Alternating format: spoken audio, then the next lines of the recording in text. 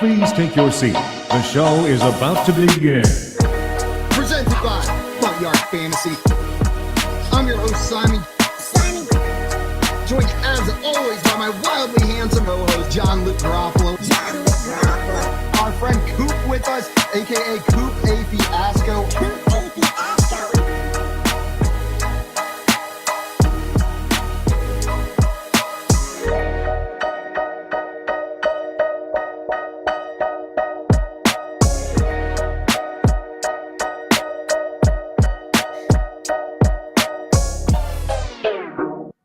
What's up, everyone? Welcome into the Front Yard Fantasy Morning Show here on Better Sports Network. Yeah. I'm your host, Simon, joined as always by my co-hosts, John Luke Garofalo and Andrew Cooper. What's up, boys? Good morning. Hey. We got some people in the chat ready to hang out today. Tommy in here says he is bleary-eyed and tired. It was not a great game. Sorry, Coop, but your Pats looked lame. Oh, They did look lame, dude. They did look lame. And I ran into, unfortunately, I ran into Beelzebub last night too, and he beat me up.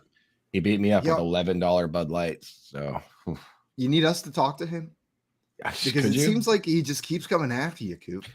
Yeah, he won't leave me alone, dude. See if you can get my soul back because I sold it to him once again for $11 a pop.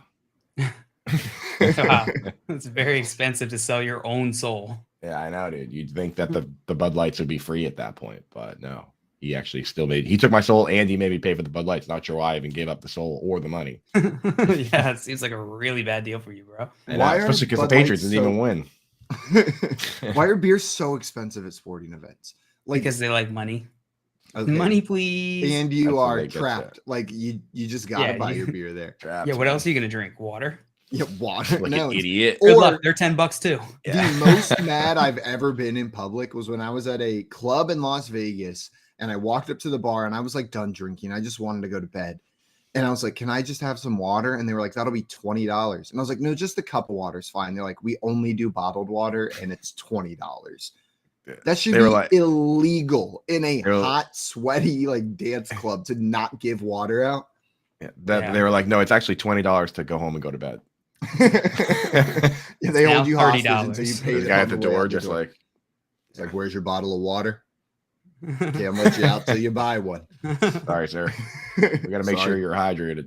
Company policy, and it's for your safety for sure. Tommy in the chat says you should have at least gotten an IPA for your soul instead of just a Bud Light. I thought about it, dude, but the Bud Lights were closest to where I was sitting, so that's actually how that's how I determined what I was going to drink. It tastes like feet, JL. Yeah, I said, and they don't taste like feet. And I'm Tommy about to said, get all the beer bros coming at me right now. Tommy said, I made a living in college setting water at parties, $10 a pop. Yeah, I bet you made a living, but this party should have had coolers of bottled water just sitting out ready to go.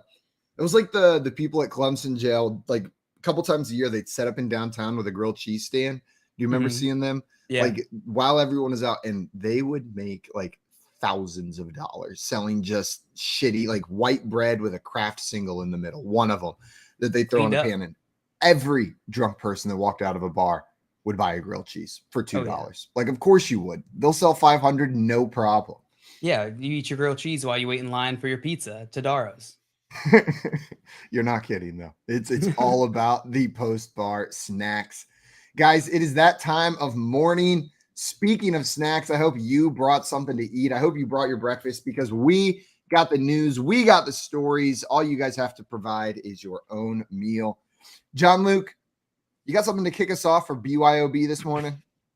Nope. No, next. I did see this is maybe not breaking news. This is more maybe this is like 9:30 or 7:30 type news, but saw Sean Payton predict that the NFL draft will change going forward in the future, and it will be more of like a lottery. So the worst team might not necessarily get the first pick every year, but maybe it's something where they get the most opportunities. I think that's similar to what NBA is like that. The NBA doesn't like that.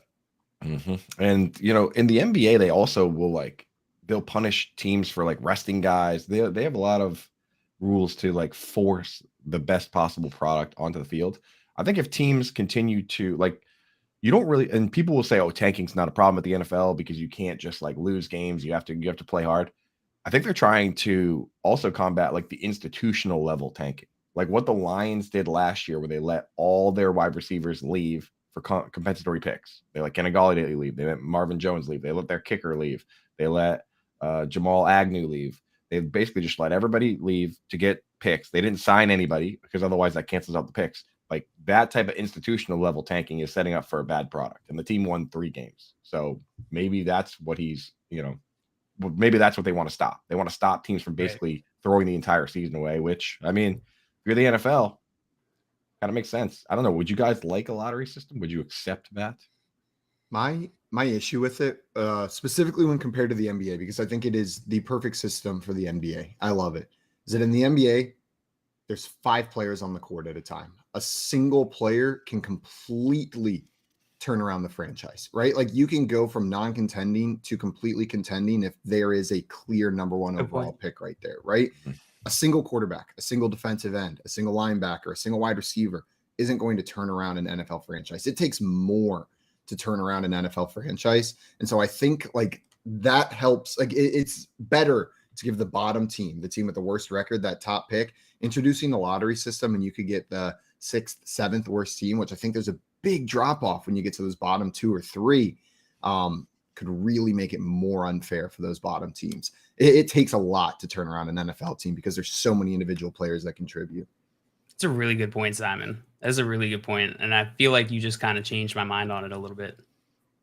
The other thing that I mean, from an analyst perspective, it gives us one more thing in the offseason to be excited about if there was a lottery. The lottery. Yeah, but you're right. On the flip side, it really does complicate trades. Like in the NBA, you have to be like, oh, now this pick is lottery protected, blah, blah, blah. Yeah. Like, trading's already hard enough in this league, and now you're adding one more wrinkle. I don't know.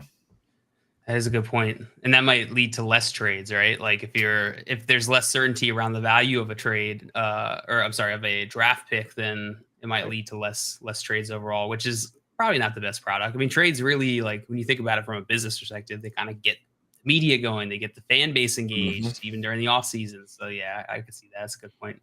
Like, I think so just in general trading, like if it like one of the things that helps with trades are teams that are losing taking their older players or players coming off contract and trading them to teams that are competing. Like if you take that part out with the lottery too, then there goes another incentive to trade. So we'd probably have like no trades if there was no playing for the future anymore. I don't mind requirements or rules being put in place to prevent tanking, like some of the things you were talking about, Coop, about resting players, doing different things like that. I don't know what that looks like. I think that could be a solution to the problem here, but the lottery system, I just feel like it doesn't work as well in the NFL and a product that requires so many different people. But that being said, if they did do a lottery, I would get so hyped about watching. Like that would be the NBA lottery, and I'm not even a big NBA guy, is fun to watch, right? Like you're excited to tune in and see who gets the first overall pick. There's an element of hope that gets instilled into like multiple fan bases instead of just one. There's something that you're excited about. So from an entertainment perspective, which the NFL is an entertainment product, it may make sense for them to go that way. Yep, I fully agree. Yeah, speaking of big changes that are being made, this one to the college football landscape, it was officially announced yesterday that they've got approval to move ahead to a 12-team playoff starting in 2024 instead of 2026. The Rose Bowl signed on. That was the last bowl they were waiting for. And so now there will be 12 teams in the playoff, with the 4 highest ranked conference champions getting automatic bids and first-round buys. The other 8 teams will then play the first-round games at the higher ranked home school or at a site of their choosing. So they will be home games, or maybe UGA wants to play at Mercedes-Benz in Atlanta, right? Like that could be another option, but it will either be home game or they get to pick the neutral site. So there's going to be 4 home game college football playoff games, followed by the semifinals and the rotating bowls, and then the finals, the quarterfinals and semifinals and rotating bowls, and then the national championship. How crazy can you get with the site selection? Can you be like, I want to play at Alaska. I want to play at Scotland Yard. You know? Scotland Yard, the building. Oh, I'm sure they have a yard somewhere. I want to play at the Pentagon. Like I don't know enough about England to like immediately refute that. So my brain was like, yeah, Scotland Yard. Then I was like, wait a minute. Exactly. Yeah. I was there for 2 days. I'm sure that you on can. Sherlock. I know plenty. Yeah. I want to play at London Bridge. Just get crazy with it, you know. But you definitely got to put in some wild requests if you can go anywhere. Just start hitting. If you get to go anywhere, yeah. I like that they're expanding, and mostly just because I think people can stop complaining now about the college football playoffs. Yeah, you know? Yeah. It's like no one's who's 13 now. Like Florida State's getting up. Like no one's gonna bitch about Florida State at 13 missing out on their chance at a national title, and if they do, I'm just gonna laugh at them. But number five missing out. There's a real chance they could have been the best team in the country most years. You know what I mean? Like that 15, the one on the outside looking in when there's only 4. It doesn't account for the variance, right? Yeah. Like the 4 does not account for the variance. So like just cutting those teams off makes it immediately so that they don't even have a chance. But yeah. I completely agree with you, Simon. The complaints against it are that it kind of diminishes the regular season. Like college football, it used to be every game is so important. You drop one, your season may be over. And like that tension, that like the meaning of every single game is what made college football, is what the detractors of this are saying. Because now Clemson wins this weekend, they're in the playoff in the 12-team system, potentially with a bye, right? Even though they've got losses to Notre Dame and South Carolina. Like I think that's fine. Like I think that makes sense, right? Like because like we have wild card teams in the NFL that are getting in that, you know, still have a chance to win, and they can make it all the way. They usually don't, but they can. You're making the point that these people are making, though, is that it's going to turn into a mini NFL where like the each individual game throughout the season isn't as important. There will be some with intense playoff implications, but you drop a game to your rival, it's okay. On to next week because you still got the playoff chance of making it. So like what you're saying, Jill, I agree with you. I'm on the side of I think this is better for college football. But that's what people are saying is they don't like it because it's going to detract from the importance of the regular season games. It pretty much crushes all the other bowls though now, right? Like, good though, man. They're they're spread out. Just like I don't watch really most bowls that aren't the Clemson's not it, right? Like I don't care if you win the Tostito Bowl. Some team going 6-6. Some team going 6-6. We're winning the Meineke Car Care Bowl or whatever. Like you know. I love watching. I feel like advertising should be bad. Like Nevada versus Arkansas State in the Hawaii 5-0 Bowl or something like that. Yeah. I feel like advertisers are going to be pushing like against that because they probably love this, right? Tostitos Arizona Salsa Bowl. It's going to put some pressure on some of the smaller schools to schedule bigger games now, like bigger teams probably, right? Because it's like you look at it now, some of these smaller schools will go like 10-2. You know what I mean? But what do they really need to do? Like what does Tulane need to do to make it into the top 10, right? If besides go undefeated. So there have been talks of there being the highest ranked group of 5 school potentially getting a bid, but I think what they determined was after those top 4 ranked conference opponents, it's just the top 12 ranked teams. So you're right, but that gives a clear path to them, right? Like an undefeated Tulane or an undefeated UTSA very well could end up there in the top 12. Whereas before, they're not sniffing the top 4. You get a UCF situation where they beat Auburn in a big bowl game, but not in the playoff, and then just claim a national title that year, which rightfully so. Like I've got no qualms with the UCF claim title because they did everything that was put in front of them. They won every game during the regular season and then beat Auburn in their bowl game. So hopefully we avoid situations where teams like that miss the playoffs entirely. Bring all those boys back and make them play now. UCF, all the guys from that team. JL, you brought something up that I thought was interesting. The advertisers or the other bowl games being upset. A big reason they made this change is because the other New Year's 6 games. So there's 6 New Year's 6 bowls, and right now they just use 2 of them each year for the semifinals. They're having a big problem with players sitting out for even the largest bowl games that are not playoff games. So there's really only 3 games that you're guaranteed not to have like your star players sit out from because these players don't want to risk getting hurt before the NFL. By expanding the playoff to 12 teams, having 4 quarterfinal games, 4 games before that, and then 2 semifinal games. That is now 8 more games that players will not sit out from because there's national title hopes on the line. So the advertisers for those bowl games were putting pressure on the expansion to happen sooner rather than later to make their games more high profile again, because now they'll either be a quarterfinal or a semifinal every year instead of just a semifinal every 3 years. Fascinating. That makes a ton of sense, Simon. It makes a ton of sense. And I think that the players have every right to want to sit out, right? Otherwise, you get situations like, Jameson Williams where he gets injured. Not that his wasn't on an important game, obviously, but Jake Butt. But That was a big one. Jake, man, I often forget that Jake Butt's a tight end in the NFL. Drives me crazy that he's allowed to have that name and be a tight end. I know. Wish he was so much better. We needed it. We want it bad. Yeah. So we want it so bad. Another interesting thing that I saw, what I think is worth discussing. Now, did you guys see what LeBron James said about Jerry Jones? I did not. So LeBron James, this is unprompted. They're talking to him after a game, and he just goes, so, I'm kind of surprised. How come nobody has asked me about Jerry Jones? And they were like, what are you talking about?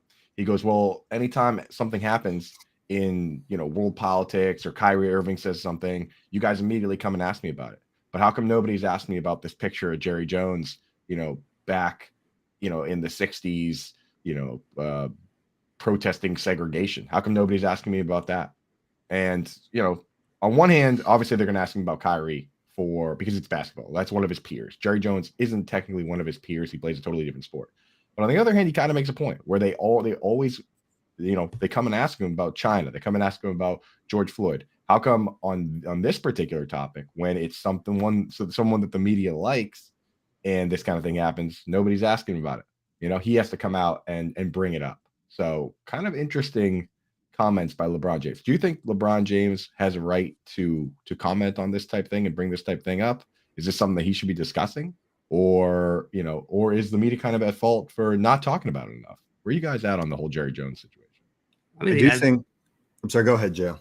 I think he absolutely has the right to talk about it. That's beautiful part about our country, right? It's freedom of speech and being able to discuss and talk about tough topics like this, difficult conversations about what, how the media asked him or asked him about other situations versus this.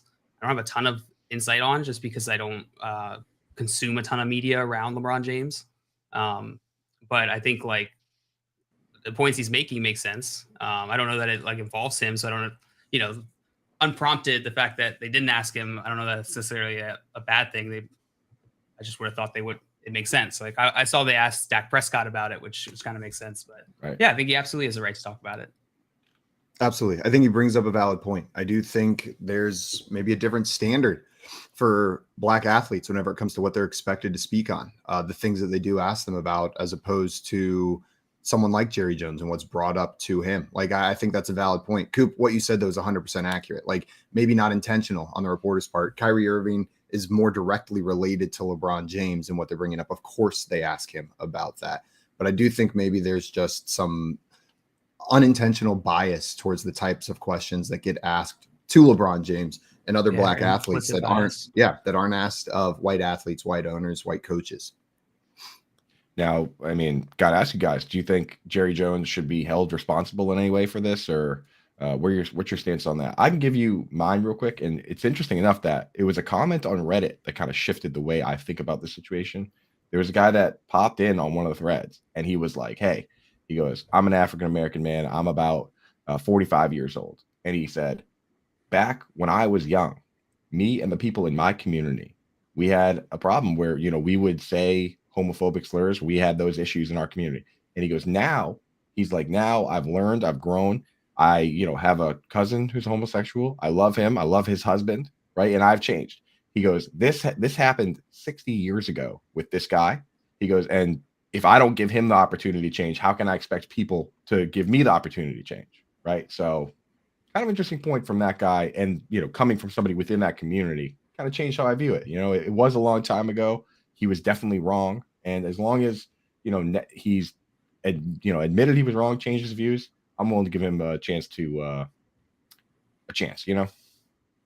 Absolutely. People are not their worst mistakes. It's a thing, that I truly believe in. It's not, if I was held responsible for every stupid, dumbass thing I said in middle school, I would be done. Smoked. I would be done because, you have to give people the opportunity to learn and understand and grow. Right. And we have to understand that it is, it's easy to judge, things in the past based off our standards in society today.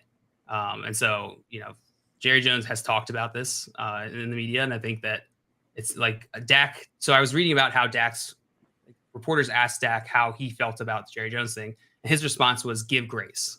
Was he talked about this already. He's come out and said how things have changed. He said, look at his resume since then. And so I think that is a very important point to centered around this conversation, is that people do grow, right? People do learn. Yeah. Not everybody's a guy who's been fighting for that since the 60s, right? There are people now who were a product of the environment they were raised in. And that being said, it does not take away the severity of those actions. It does not make them any less impactful or any less harmful. But JL, I 100% agree. They have the opportunity to grow. And all I look for is an active role in growing, not just passive growth either. I look for someone who's taking that active approach to growth in those fields. And if that's what you're doing, then we can move past it eventually. We're able to move past things like that.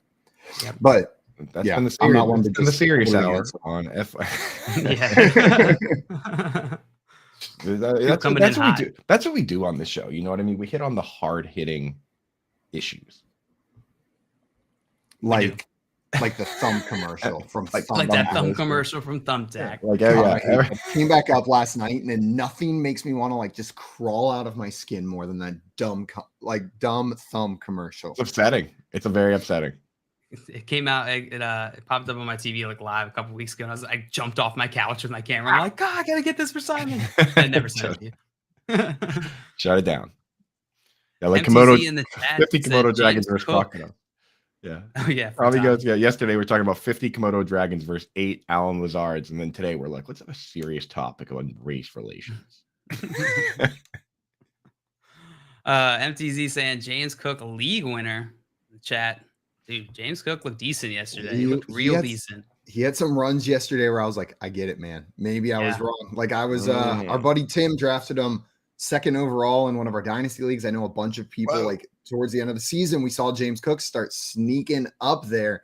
And I was thinking, man, I don't know. This feels like another Keyshawn Vaughn type trap, but the dude looks like he's got it. There were just a couple runs yesterday. I was like, this dude will make it as an NFL siblings, bro. Sibling athletes, I never fully count out, because there's actual scientific data to back up. You are more likely to be a professional athlete if your sibling is a professional athlete. I'm like, the Bosas, dude. The Bosas, the Diggs, those Bosa Cooks, dude, right? There's a whole family of punters, going the uncle was a punter, the dad, it was the Colquitts, dude, and then Dustin and Britton Colquitt were in the NFL. Watts. Yeah.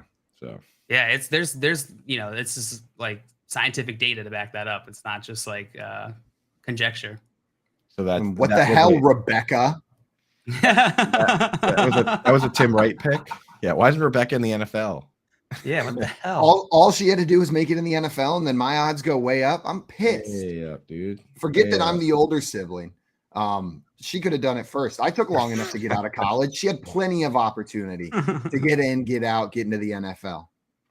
Makes me sick. Wow. Makes me sick, Rebecca. I saw a stat posted yesterday about Bill Belichick. Not trying to rub any salt in any wounds, Coop. But this came out last night. I saw it on Reddit, and it said with tonight's loss, Bill Belichick is now 23-23 post Brady, 50%.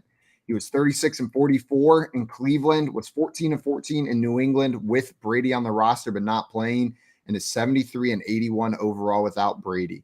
No matter how you slice it, he's 500 without Tom Brady since he's left.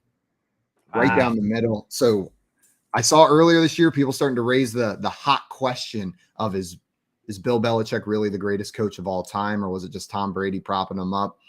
Coop, I think it's a bit of a preposterous question, but I'm curious, as a man on the ground, a man in New England, What do you think whenever people propose something like that? It's also an impossible question, right? Because no matter what coach you go to, you're going to have to try and peel away the layers of the onion, right?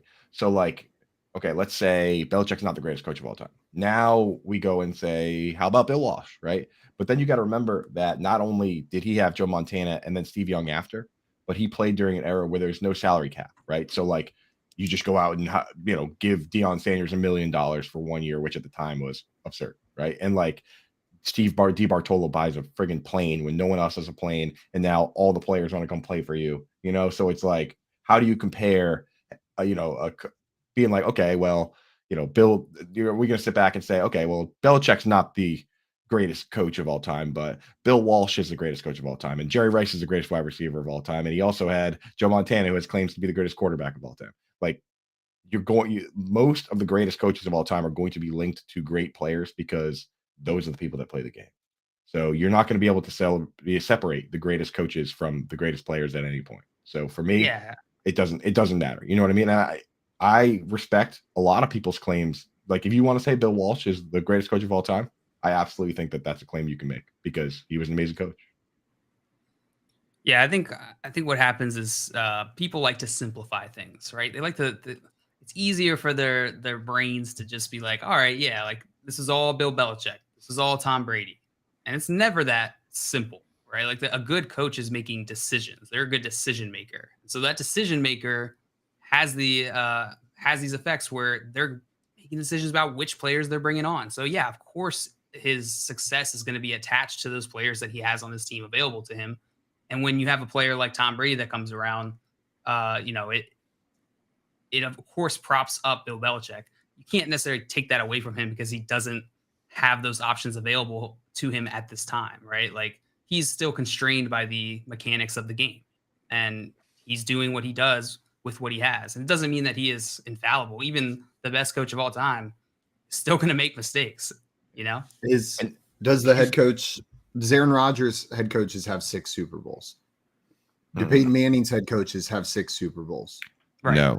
No. Like I don't care how good Tom Brady is. There's an element there where like you can have the greatest quarterback on your team, and a Super Bowl is so freaking hard to win. Even when you're the best team in the nation. Like, even when you are the best team in the league, it's still hard to win a Super Bowl.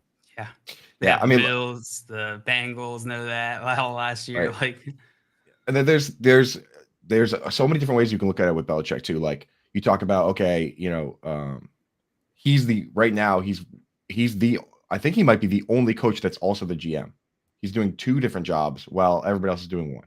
You can point out that the year Tom Brady got hurt in the very beginning of the season, he still went 11-5 with Matt Castle as the quarterback. You know what I mean? Like, so there's a lot of ways you can look at it. And also, I see Tommy bringing up George Halas in the chat. If you want to call Bill Belichick a cheater, George Halas used to friggin' cut holes in the other team's towels and put itching powder in like all the stuff in the locker room. Like, the other team's towels. George Halas was like he was the for man. The wieners, JL. Yeah, he would like cut up a bunch of the towels so that they had to use like only a select few, and he put like itching powder in those towels. Like, he was just like a menace, dude, George Halas. So, like, if you want to talk about cheating, you can go all the way back to why we call the taxi squad a taxi squad, and that's because the Browns owner at the time, coach, owned a taxi company, and you could only have certain number of players on the payroll. So he would have these guys that would hang out around the team that were they worked for his taxi company, right? And then eventually, yeah, exactly, they were paid by the taxi company. How did you get from there to here? I'm just saying, like, if you want to talk about like all these, talk about cheating, I'll give you a million guys that cheated. You want to talk about playing with the best players? The taxi squad cheating? It's definitely cheating, dude. At the time, it was. Why? Well, because you were only allowed to have 40 players on your team. So every other team is working with 40 players. He would have like 50 guys at practice, 40 on the legit payroll, and 10 of them would be playing football, but he would pay them through his taxi company. That's how he was skirting the rules. And then eventually the league was like, okay, we're going to allow these practice squads instead of letting this one guy cheat. And then they called them taxi squads, right? But that's why they're called taxi squads, because this guy was basically cheating and paying guys through a totally separate company. So like, wow, now I think they're almost as big of cheaters as the Patriots. That's almost as bad as all the cheating the Patriots have done, Coop. You bad, convinced me they're like almost right up there with them. Right up there. Browns used to win a bunch before it was called the Super Bowl. They got a bunch of championships. So just saying. And then they left. And then they left and went to Baltimore forever. Right. And we've got the new Browns who have no championships in Cleveland right there. Coop, that reminded me what you're saying though of like the NFL rule book and the football rule book in general has been written by people who are trying to combat people like that, right? Like people that would make these kinds of changes to the game. And there was a Radio Lab episode about American football where they dive into this school. The school is called Carlisle, I believe. And what it was a place where at a unfortunate time in American history when they were taking Native American children from their homes and sending them to schools to like assimilate them into American society, like forced assimilation. They hired a coach and started a football team at Carlisle. And there was like massive public outroar about this school competing against the like white schools, the non-Native American schools. But what this team did is they pushed the boundaries of football play calling and what was allowed on the field. And every year, just new rules were written to try to stop Carlisle from winning. Like Carlisle would come out there and just dominate. And they would keep trying to write rules in the rule book. Like you can't do this. You can't do that. You can't do that. Whatever they decided they were doing the following year. It's a really interesting episode. And it's fun to root for Carlisle in that one. They're like the little skeepsters and everyone's mad at them and they're just running around breaking the rules, but there are no rules yet. That's pretty cool. That's interesting. I'll have to go listen to that. We had a question come in here in the chat, guys, that I wanted to make sure we got to. This one from Adam. What's up, Adam? He said, should I start Kareem Hunt or Van Jefferson at the flex? Full PPR. I'm leaning Hunt with the potential boom game with Watson at QB. What do y'all think? I mean, the Texans are the single worst team versus the running back. So I could see a world where they run the ball 30, 40 times and Kareem Hunt actually gets a good chunk of carries. So I don't think it's crazy. Also, Van Jefferson with Bryson Perkins. I don't know, JL. What do you think? You go upside with Van or safe play with Kareem? Yeah, it's full PPR, right? Man, I'm gonna go Kareem Hunt still with Houston. Like you said, that matchup's so nice. I don't think it's that far off though. Van being the main guy there with Allen Robinson now on the IR. I think you could play Van Jefferson if you wanted to, but I would lean Kareem Hunt.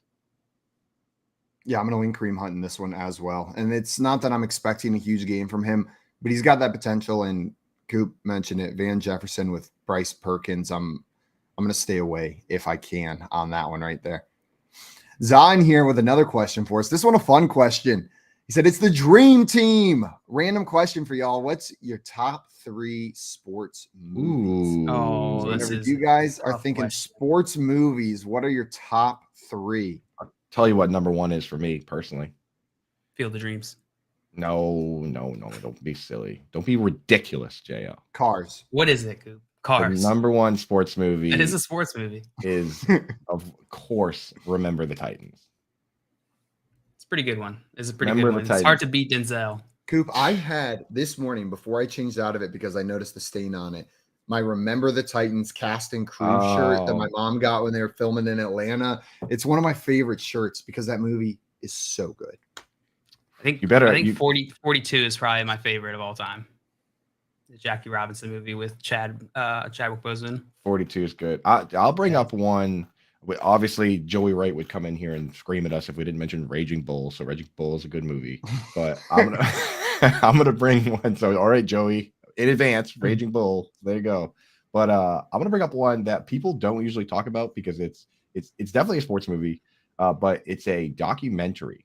I'm not sure if you guys have ever seen the movie Senna, the documentary about Ayrton Senna, the Brazilian F1 driver. I'll tell you right now, not seen it. It doesn't matter if you care at all about racing at any level. In fact, it's probably better if you don't care about NASCAR or F1. This movie is captivating. Find a way to watch Senna, Senna, about Ayrton Senna. I just Googled Senna, and the first result is Senna is used on a short-term basis to treat constipation. It is also used to empty the bowels before surgery and certain medical procedures. Yeah, it's a commercial.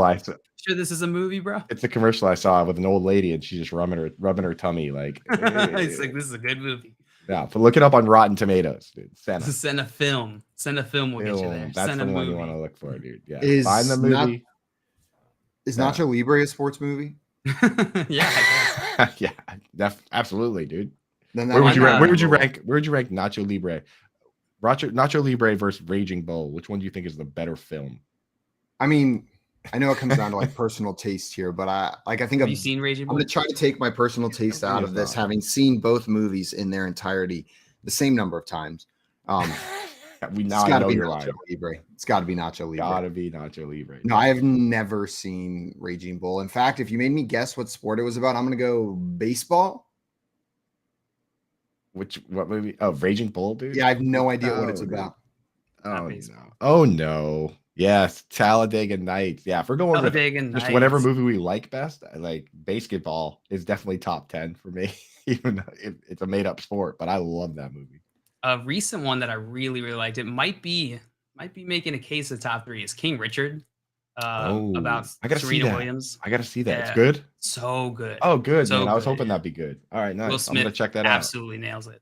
Yeah, I gotta. Sometimes I see a movie and I'm just like, I hope that's good, because it sucks when it's like, I'll be at the theaters. I always get tricked at the theater because every trailer is amazing, and I'm like, oh, this is gonna be so good, and then I find out critics hated this movie, and you're an idiot if you thought it'd be good.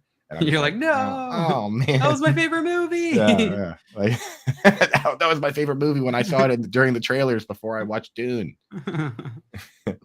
I one time went to go see a movie called Spies in Disguise at a drive-in theater, and we were just like, there were limited options. I was like, oh, that sounds like an action movie. Like, let's go check that out. I was shocked when the entire movie was about animated pigeons. It was a children's movie about spies that got turned into pigeons. And I thought we were legitimately going to see I didn't even Google it. I was like, yeah, that one looks good. And then I was like, oh, this must be just a commercial. And I was like, this is a really long trailer. And then why are there credits and a title sequence in a trailer? Oh, no, we're watching an animated movie about pigeons for an hour and a half here. One of the sports movie I got to bring up, and I don't know if it's my favorite, and it's a racing movie. So it's stretching the limit of sports, but it's called Death Race 2000. Have you guys seen that? No. It's a old 70s sci-fi movie about a transcontinental race where there are no rules. It's almost like Hunger Games meets Speed Racer meets Mad Max. I've seen Death Race. That's kind of tight, dude. It got a 64 from. Oh, but this is an old one. This is an old one. Wow, David Carradine's in it. He's good. Jason rest in peace. Did he do a reboot of this? Hey, Sylvester Stallone was in that? Dude, this movie's got some folks in it, huh? Because you have no idea who Jason Statham is, we learned. Which is absurd. Yeah. I wonder if Death Race with Jason Statham is there a reboot of it, because I've seen that movie. I just want to backtrack quick to your Spies movie comment. I feel like everybody has that story, or maybe multiple stories of watching a movie that you thought it was going to be about something else, dude. Yeah. I got one that was brutal, bro. When I was had to be 9 or 10 years old, and my sister was 11 or 12. My grandma and my grandmother thought it would be a good idea to bring us to a movie called Cider House Rules. Have you guys ever? I've read the book. I have not seen the movie, but I have read that book. That is heavy, man. There's some serious topics in this film. I'm sitting there next to my grandma. I'm looking around what? It's a little. I made a mistake. A little bit of rape, a little bit of abortion. I'm just I'm 10, so I'm gonna go. I'm gonna go play Time Crisis in the lobby. Cars, yeah, Peter 11. I gotta go. I gotta put myself Boss in the chat. It's sad this morning. My constant love for Jonnu Smith has been unrequited. Yeah, what the hell? Sad for you. I've been sending them letters saying hey, you gotta show up in this relationship. It's got to be two-sided. He's counting on you. You're spreading it too thin, better boss. You gotta take all that love you've been channeling Khalif Raymond and direct some of that, some of that Richie James love, Matt, and direct it all at Jonnu. Just be a little more aloof. I think let Jonnu come to you. Just got to play hard to get. Yeah, I was going to say take the Jonnu love and give it to Khalif Raymond. Like Johnny doesn't deserve it at this point. Khalif Raymond, yeah, make him jealous. Just at the corner, in the corner of the party, sending out vibes, looking at Johnny every once in a while, like you're talking to Khalif, and then you just look over, make eye contact with Johnny, and then look back at Khalif. Keep going. Put your arm around him. Keevan, you're saying my grandmother rented a magical film about a doll that comes to life. Not Toy Story, Chucky. I was terrified of dolls for a long time. Yeah, dude. Don't let your grandma pick the movie. Grandmas don't know much about movies. They don't know. Dustin, and you're saying Death Race 2000 is a sports movie like Scorpions or Reptiles. That's fair. That's 100% fair. But we're rolling with both. Yeah, Tommy in the chat. My grandmother took me to see Empire Strikes Back. Best grandma ever, dude. Woo. That is the best grandma ever, dude. My grandma took me to see Cider House Rules. Joey also Empire has a Strikes fun Back fact way for us. better. What you got, Joey? Death Race 2000 was Sly's second movie released in theaters. The first was a porno. Sly Stallone's first movie was in a porno in theaters. Awesome. That's a fun fact. Probably not gonna watch that. To go from porno to Death Race 2000, I think that's a very logical jump. Like if you watch those movies, like I think that makes a lot of sense. I'm gonna say I looked up to Death Race 2000 on Google Images, and the main picture I saw was just a guy with a leather mask on, fully, with just a hole where the mouth is and the eyes. So checks out. Looks really it's a good. fun movie. Joey definitely got Beetlejuiced here because we mentioned Raging Bull. He's probably in bed and he just woke up in a sweat. He's like, oh, he heard us talking about. Must be talking about Raging Bull films, and he was like, oh. It's like anytime we mention Alan Lazard or Christian Watson, and Kevin Tompkins is like, what? Hello? Did someone say my name? Yeah. Guys, coming up, we are going to break down this Monday Night Football game and pay out our prop bet draft. We've got some fantasy feud for you a little bit later with our friend Vinny Iyer. We're going to be playing some Hypothetically a bit later today as well. And we have a very special segment today. We've got a league issue that the three of us are going to need to resolve for some people out there. Right now, you're listening to the Front Yard Fantasy Morning Show here on Better Sports Network. Join Corey Nando and friends, presented by Mayo Media, weekdays at 3 Eastern on Better Sports Network. Darren Ravel's here. I love tickets, man.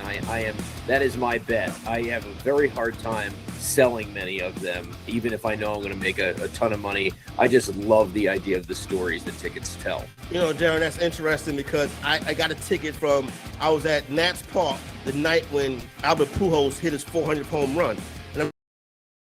Ticket, but I don't know where. I can't find it. And then when you mention that's exactly the problem. Yeah. Not only did the people who say they're, because you didn't have a bulletin, like it's unlike cards, right? There's no place to put it naturally. Is it in your wallet? Is it in your shoebox? Is it on a bulletin board? Like that's been the problem. Like I have tickets that I got that like you could literally tell. I have one right here. The Jimmy Connors Aaron Crickstein match. Right, the 5-setter, and you can literally tell that this was put on a bulletin board. You know, that's how it was saved. There's dots in there. But even the kids outside the ballpark that had the great idea as entrepreneurs to say, I'm going to ask people for $5, will you sell me the ticket? Those guys couldn't even hold on long enough for this market to hit. Like those guys had the foresight and it still didn't work. So that's part of the complexity of tickets, which are so cool. Front Yard Fantasy, weekday mornings at 7 Eastern on Better Sports Network. We are joined by a very special guest now. We've got sports radio legend. We have Scott Farrell with us. You know, it's weird. I'm not a collector of, sports memorabilia. Yeah. The only things I've said on the air that I've ever kept in my life were, I have millions of jerseys and all that nonsense, but I have 50 years of Sports Illustrated magazines, and I had the Len Dawson autograph. I have Lemieux autograph pictures, because I'm good friends with Mario Lemieux. And I also have valuable pictures of Bill Mazeroski hitting the Game 7 1960 World Series 9th inning home run to beat the Yankees. So I'm a Pirate fan for life, but I love the Yankees too, because I've lived in New York for 25 years now. My favorite player my whole life, though, strangely enough, my entire life was George Brett of the Royals. I love George Brett from the day I saw him play. Back in the day when guys actually hit close.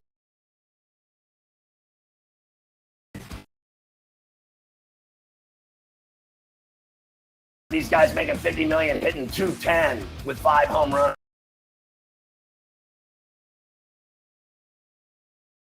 Major League Baseball today. They're not like they used to play back in the day. Guys like George Brett, Rod Carew, Pete Rose, those guys. I don't know how many 98 mile an hour sliders those boys were seeing back then. Listen, if you hit 300 every year of your career and you're in Cooperstown, I don't want to hear it. Better Sports Network is betting, fantasy, collectibles. It's sports talk done better.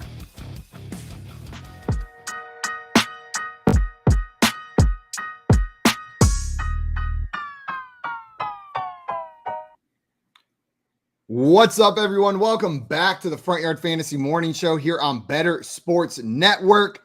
We are about to get into a segment I'm excited for. Coop called me yesterday and said, hey, listen up.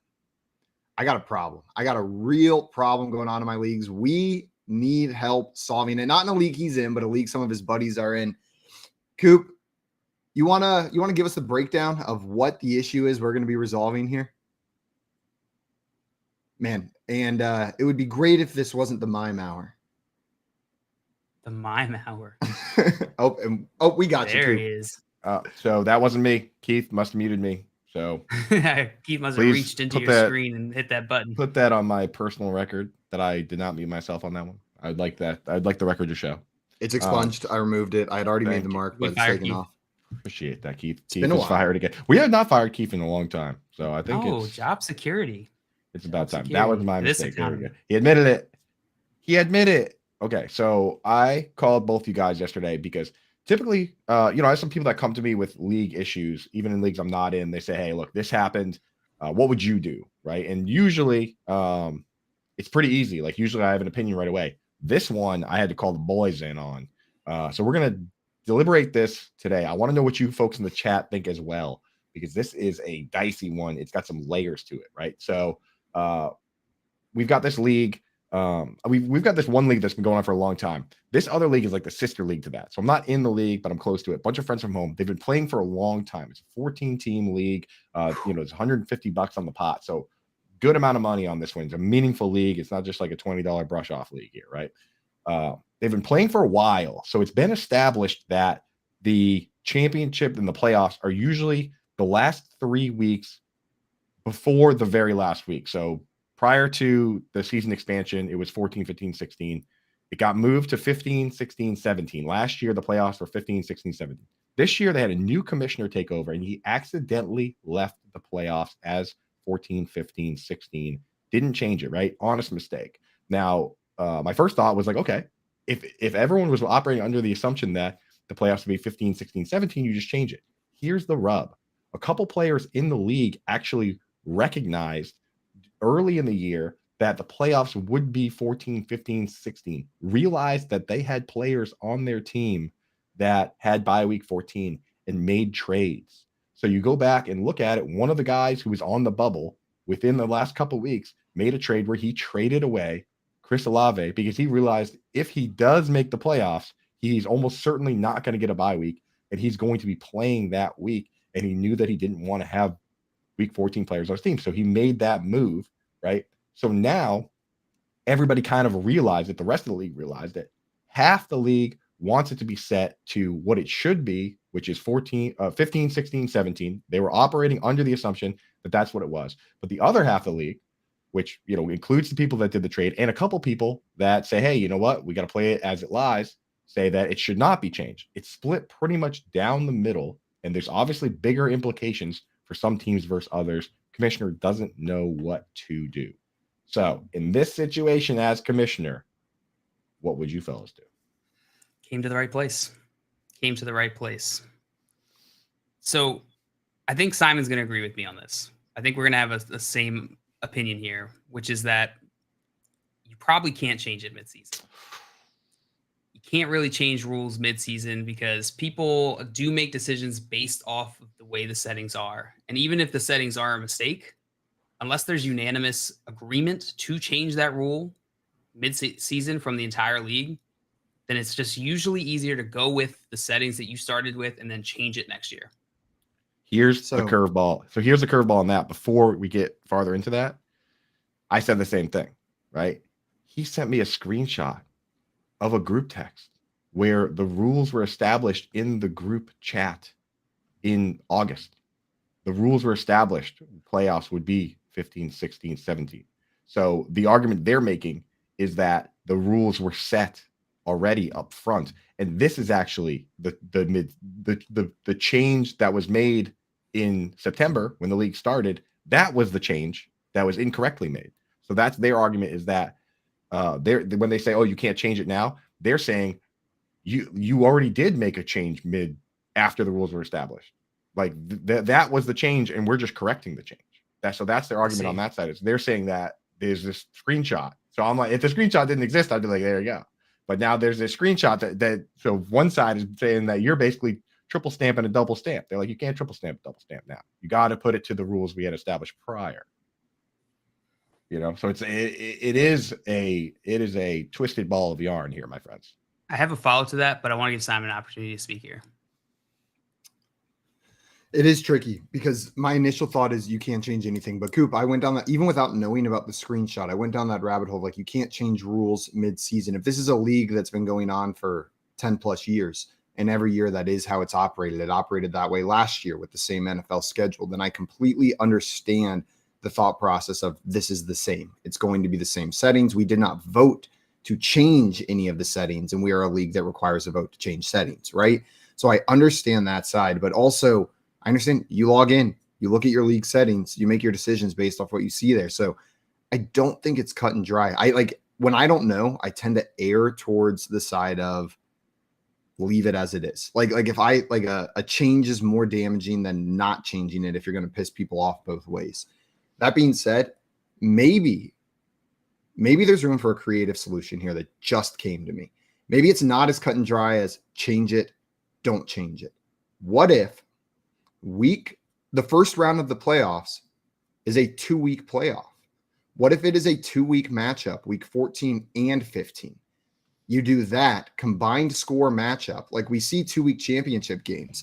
Make the first round of the playoffs week 14 and 15, and then play it out as normal 16, 17. Keep 14 in there. The players who played around week 14 playoffs get the benefit there. Like, because this is one where it truly is. I see both sides saying you can't change the rule mid-season, and both sides are right. You can't change the rule mid-season, and both sides did it. Whatever you're doing, I think it's the wrong decision. So that's my creative solution. It's an interesting thought. I hadn't thought about spreading it out. I wonder if the person who is in favor of keeping it the way it is because they made trades based off of that, I wonder if they would be happy with that, because I imagine that still might not be enough if they made moves not expecting to play week 17. I will say, to the point about the group chat, the tricky part for me, how long has it been established that they play? Well, it can't be, because we just started having an extra game in the NFL season. So it was just last year. It was, so basically it was 14, 15, 16 every year. And then last year it was correctly set at 15, 16, 17, the only year that's been that way. But then the commissioner changed. And then this commissioner just accidentally didn't change it.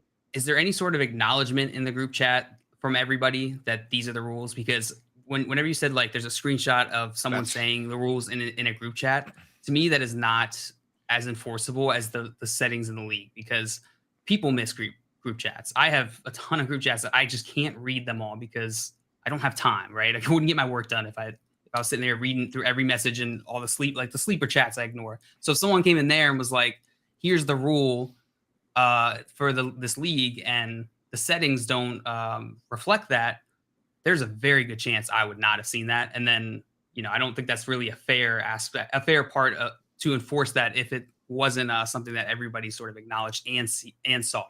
I know for a fact there are people that are not active in the group chat.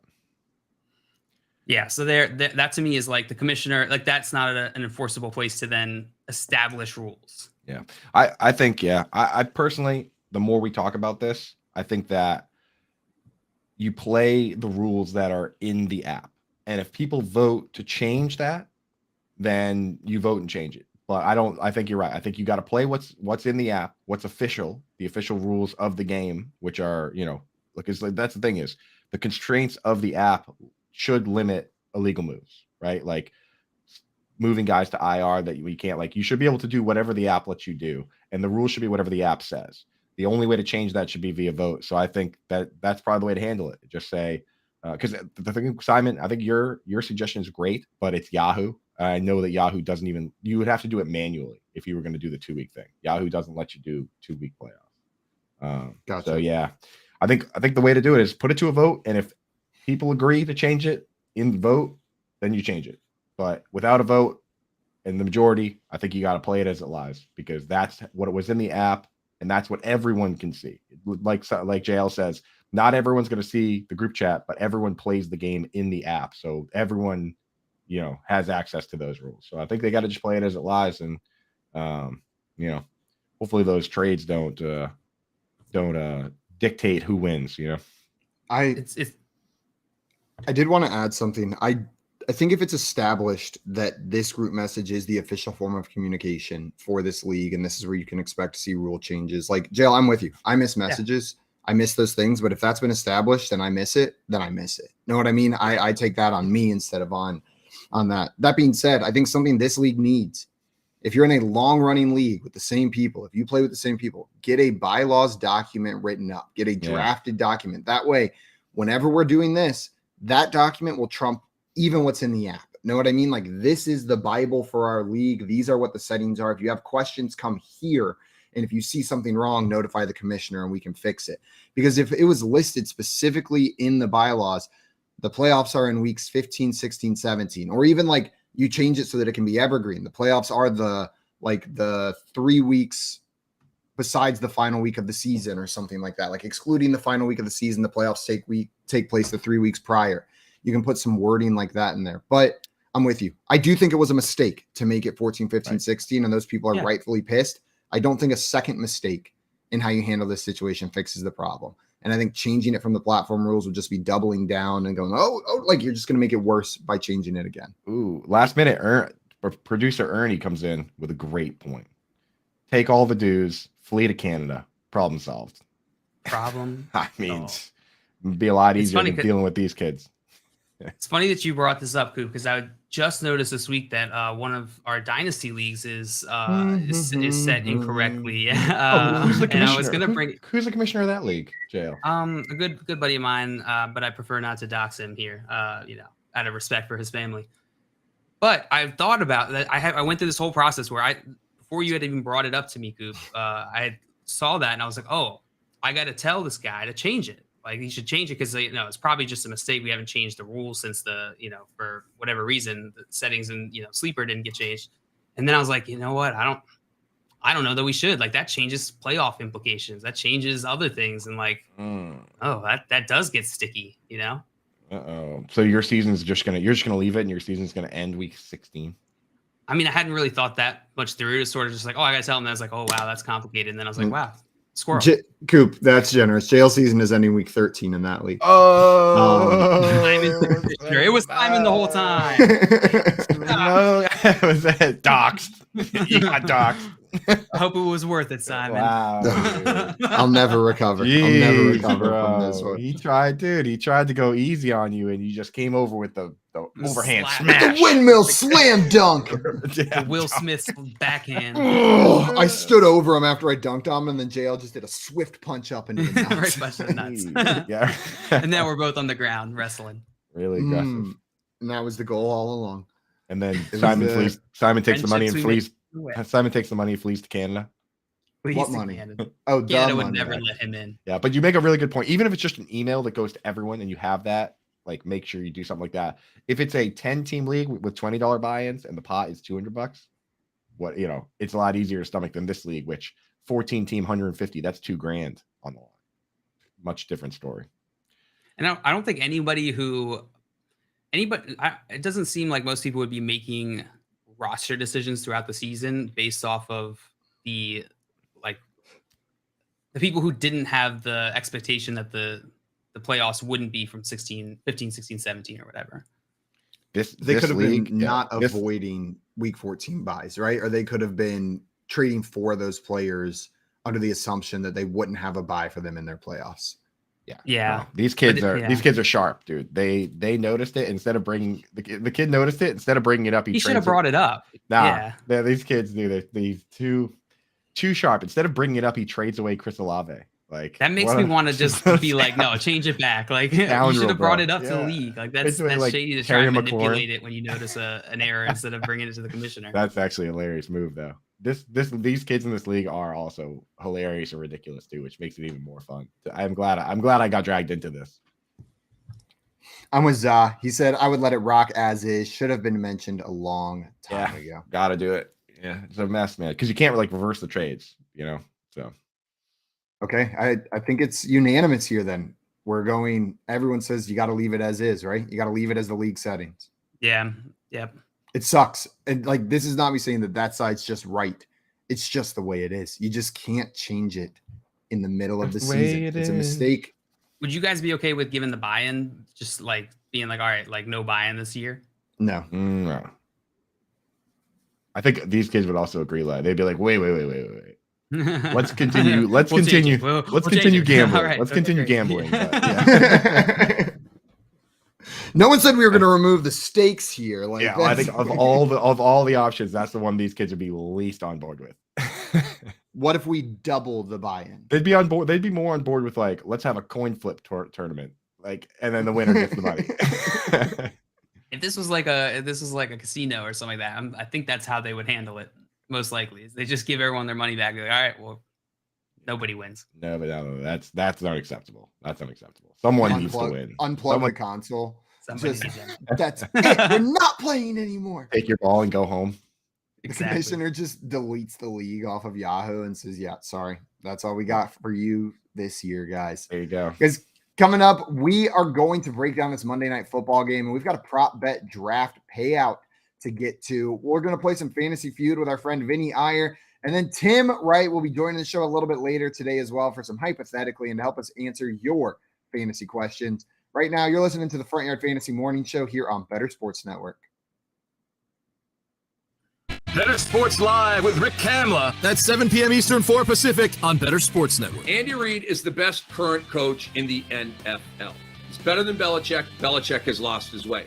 He's better than Tomlin. He's better than Harbaugh. He's better than Shanahan. He's better than McCarthy down in Dallas. He's better than all of the gangster NFL coaches right now. Sean McDermott up in Buffalo, he's better than all these guys. Andy Reid is the greatest gangster that we have at head coach in the NFL right now. And I understand that you're saying, well, Belichick is the GOAT, Cam. How can that be true? Now you're bringing up old stuff. Bill Belichick can't draft anymore, okay? Talk to me. Nick Chubb, Sony Michel. Talk to me. DK Metcalf, Debo Samuel versus N'Keal Harry. Okay, talk to me. This dude has lost his way. Remember the year when he should have bottomed out and just tanked, but he couldn't, and he went and got Cam Newton, and they were a mediocre team, right? He's lost his way. And not that he can't coach up a good defense and that kind of thing, but overall, he's lost his way. Andy Reid's an absolute badass. They draft great. He's a great coach, makes the right decisions, when to go for it, when to kick, when to punt. The guy's the man. The Playbook with Fensty and Ronis, presented by FantasyAlarm.com. I hate the stupid unsportsmanlike conduct.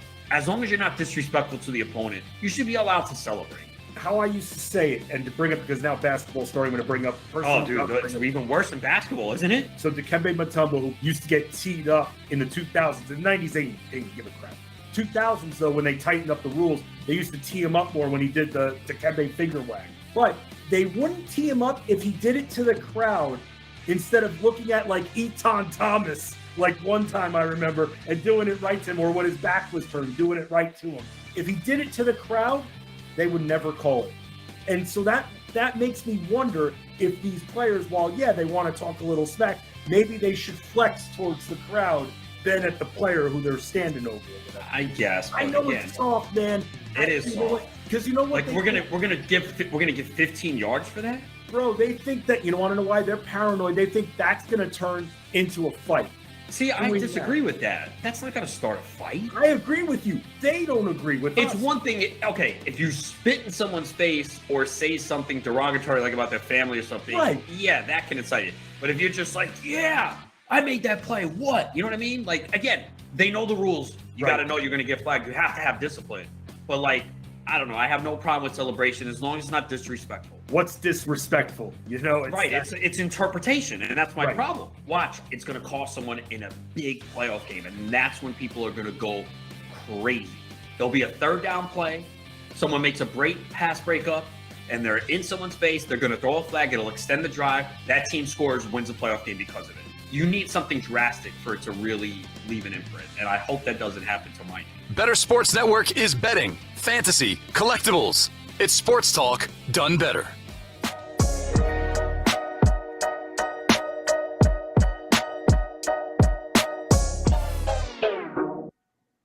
What's up, everyone? Welcome back to the Front Yard Fantasy Morning Show here on Better Sports Network. Yesterday on the show, we did a Monday Night Football prop bet draft, and it is time to look at the results, talk about that game, and pay out our impression bet. Let's get right into it, guys. These bets from last night. I had the first overall pick. I took Stephon Diggs under 84.5 receiving yards. Bonk. Completely wrong. Stephon Diggs had 92 receiving yards. Got right over that number. Incorrect for me. Coop, you took Dawson Knox under 3.5 receptions with the second pick. And that was absolutely correct. 1 target, 0 receptions. You got that one right. So you're starting off with a 1-0 lead. JL, you took Josh Allen over 35.5 pass attempts. Bonk. That was not correct. He had 33 pass attempts. Meaning Coop, after the first round, is in the lead. But JL, first prop of the second round of this draft, you drafted Stephon Diggs over 6.5 receptions. He had 9 targets, 7 receptions. That is a correct answer for you. You got that one right. Let's go. Coop, you took Rhamondre Stevenson over 63.5 rush yards. Bonk. That was incorrect. Rhamondre Stevenson had 54 rushing yards. Didn't quite get there. I took the Patriots to cover the spread plus 3.5. That did not happen. 24-10. The Bills won that one. Won by 14. Bonk for me. I then took Mac Jones over 8.5 rushing yards. Another bonk. Mac Jones had 7 rushing yards, 1.5 yards away, 2 yards, and I would have had that one, but Mac Jones doesn't get it for me. And then the next one for you, Coop, was a Gabe Davis anytime touchdown. You got it, my boy. 2 correct. Gabe Davis scored the receiving touchdown. And the last one, JL, this is to tie the game with Coop, make me the sole loser. You took the over on the total of 43.5 points. Bonk. They were 34 points. So, Coop, you have handed JL a defeat 2-1. JL and I are the losers. We are going to have to answer whatever the next question that comes in the chat is. Fantasy football question, or I guess not. We are going to have to answer in the impression of your choice. Simon, I think the narrative has been around, how before, I guess since before Coop came back, that I was almost undefeated. But have you won one of these, Simon? Have you won a single one? Yeah, I won one. You did? Yeah. It was that. It goes to another school though, so you wouldn't know. It goes to another school. Yeah. The other prop bet draft. Yeah, I won that one. It's from out of state. No, yeah. My the prop bet draft I won lives in Wyoming. Wyoming. I heard it was Nebraska. No, sorry. Illmind Jedi. And if you had after the game, before I looked at the stats, if you had asked me how many receptions Stephon Diggs had, I would have said 100. It felt like, on those slant passes, he was unstoppable on the slant. And like, there's not much you can do about it. Every third down, they just throw a slant to Stephon Diggs. It's pretty painful, dude. Makes the Bud Lights go down easy when you're a Patriots fan. And Ill Mind Jedi says, I'm sorry, Coop, but Mac Jones isn't cutting it, throwing the ball out of reach, etc. I think it should be Zappy Hour. Man, the Patriots refused to throw the ball over the middle yesterday. And you're right, Ill Mind. It led to a lot of very long, short throws. If you think about math, right? Here, hold on. You think about Pythagorean theorem for a moment. Pythagorean theorem. If you throw it over the middle to the first down marker, that's a short throw. That's 10 yards. If you throw it all the way to the sideline to that 10-yard marker, that could be like a 25-yard throw. I'm not doing the math, but like those throws are harder. And Mac Jones is making it real hard on himself yesterday. I got to check out the throw chart, but it felt like every throw was to one of the sidelines rather than just trying to take chunks over the middle. Maybe they were avoiding Jordan Poyer, Matt Milano, but it was pretty ugly, man. Pretty ugly. Did you see Mac Jones when they cut to him on the sideline screaming, and he screams, "Throw the effing ball. The run game sucks." Like you could see him clearly say that on his lips whenever they cut over to him on the side. He said effing. Yeah, he said effing. Because that just kind of checks out that he didn't say effing. He said the whole word. We have a question in the chat, so it's time for you guys to pay up on your bet. JL, you got 1 right. Simon, you got 0 right? Yep. Okay. So JL, I don't see how that matters. It does matter because JL, you will be a robot for this one. Okay. And Simon, you will be a robot from Mexico. Okay. Okay. I got yep. No problem. Absolutely. Of course. So you see how that matters now, JL? Because I think yours is maybe slightly easier than what Simon has. Yep. I see now why it matters. Coop, I will let you know. I just want to let you know. Robot is the impression I hate doing most because I have heard the perfect robot impression. Mr. Caldwell Tanner. He's with Dropout College Humor. He's also on NADPod, Not Another Dungeons and Dragons podcast. His robot is untouchable by anybody on planet Earth. Like I'll have to check it out. I have goosebumps talking about it right now. Like how good it is. Get me a clip. Get me a clip of this robot. It's very good. I thought I had a good robot, and now I can't even do a robot anymore because he's ruined it for me. All right. Well, silence. You have to do it now. Silence robot. So Fam First in the chat asks the 2 robots, the robot JL and his cousin robot from Mexico, El Simon.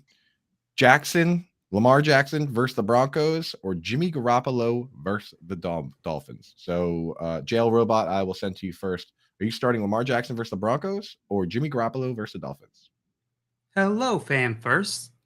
The quarterback that you want to start is Lamar Jackson this week and every week. Never start Jimmy Garoppolo. Always start Lamar Jackson. Ooh, I like that little shut off. And El Simon? Hola, Fam First. Even in a tough matchup against the Denver Broncos, you must start quarterback Lamar Jackson on your fantasy team, senor. Jimmy Garoppolo, no es bueno at football. You must start Lamar Jackson against the Denver Broncos, even though it is a tough matchup. Gracias. That was not bad, dude. Not bad. I like how you seem to use the like the default programming for the team names. Yeah, those are just plugged in. They just plug those in there. Yeah, they just plug those in. I like your little like word sounds, dude. I mean, you did just talk like a normal robot and throw in a little broken Spanglish, but Spanish was just normal. Hola. Okay, Denver well, Broncos. I think it would be a little problematic to give a robot an accent that's not a robot accent, right? You can program them to sound like anything, dude. You could program them to sound like a robot. Was it problematic for Apple to make Siri be British? Didn't think so. Yes, it was. Try turning Siri into like a British man, and it freaks me out. You guys ever done that? No, because sometimes Siri, I sleep with my AirPods in, and sometimes I don't know. I guess I sleep talking Siri's something, like, and Siri will I'll wake up in the middle of the night, and Siri will be like, "Sorry, I didn't catch that." Like, and it'll be 3 a.m. Oh, really? If it was in my ears, like, "Sorry, I didn't catch that," I would catch it. Shit my pants. Did you catch it? Isn't it? That you're like Siri, how much milk should I put in this recipe? He's like, "Oi, mate, it's about a point, love."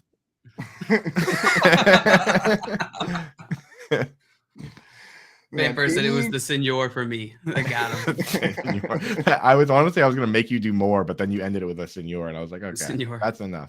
Good job, everyone. Good job. Well done, Simon. Yeah. Whew, man. I try real hard for these prop bets because I really want to avoid doing the impression. I'm gonna send Coop. I'm gonna send you, and I'm gonna post a video on my Twitter today of Caldwell Tanner's robot because it is truly, it's so unbelievable. Oh, Like, Dustin already Dustin already tagged me in one on Twitter, so I'm gonna check it out during the next break. Yeah. Okay. I mean, well, send me yours too. I want to see them all. I want to see all of them. Maybe I'll just start the podcast at the beginning and binge the entire thing.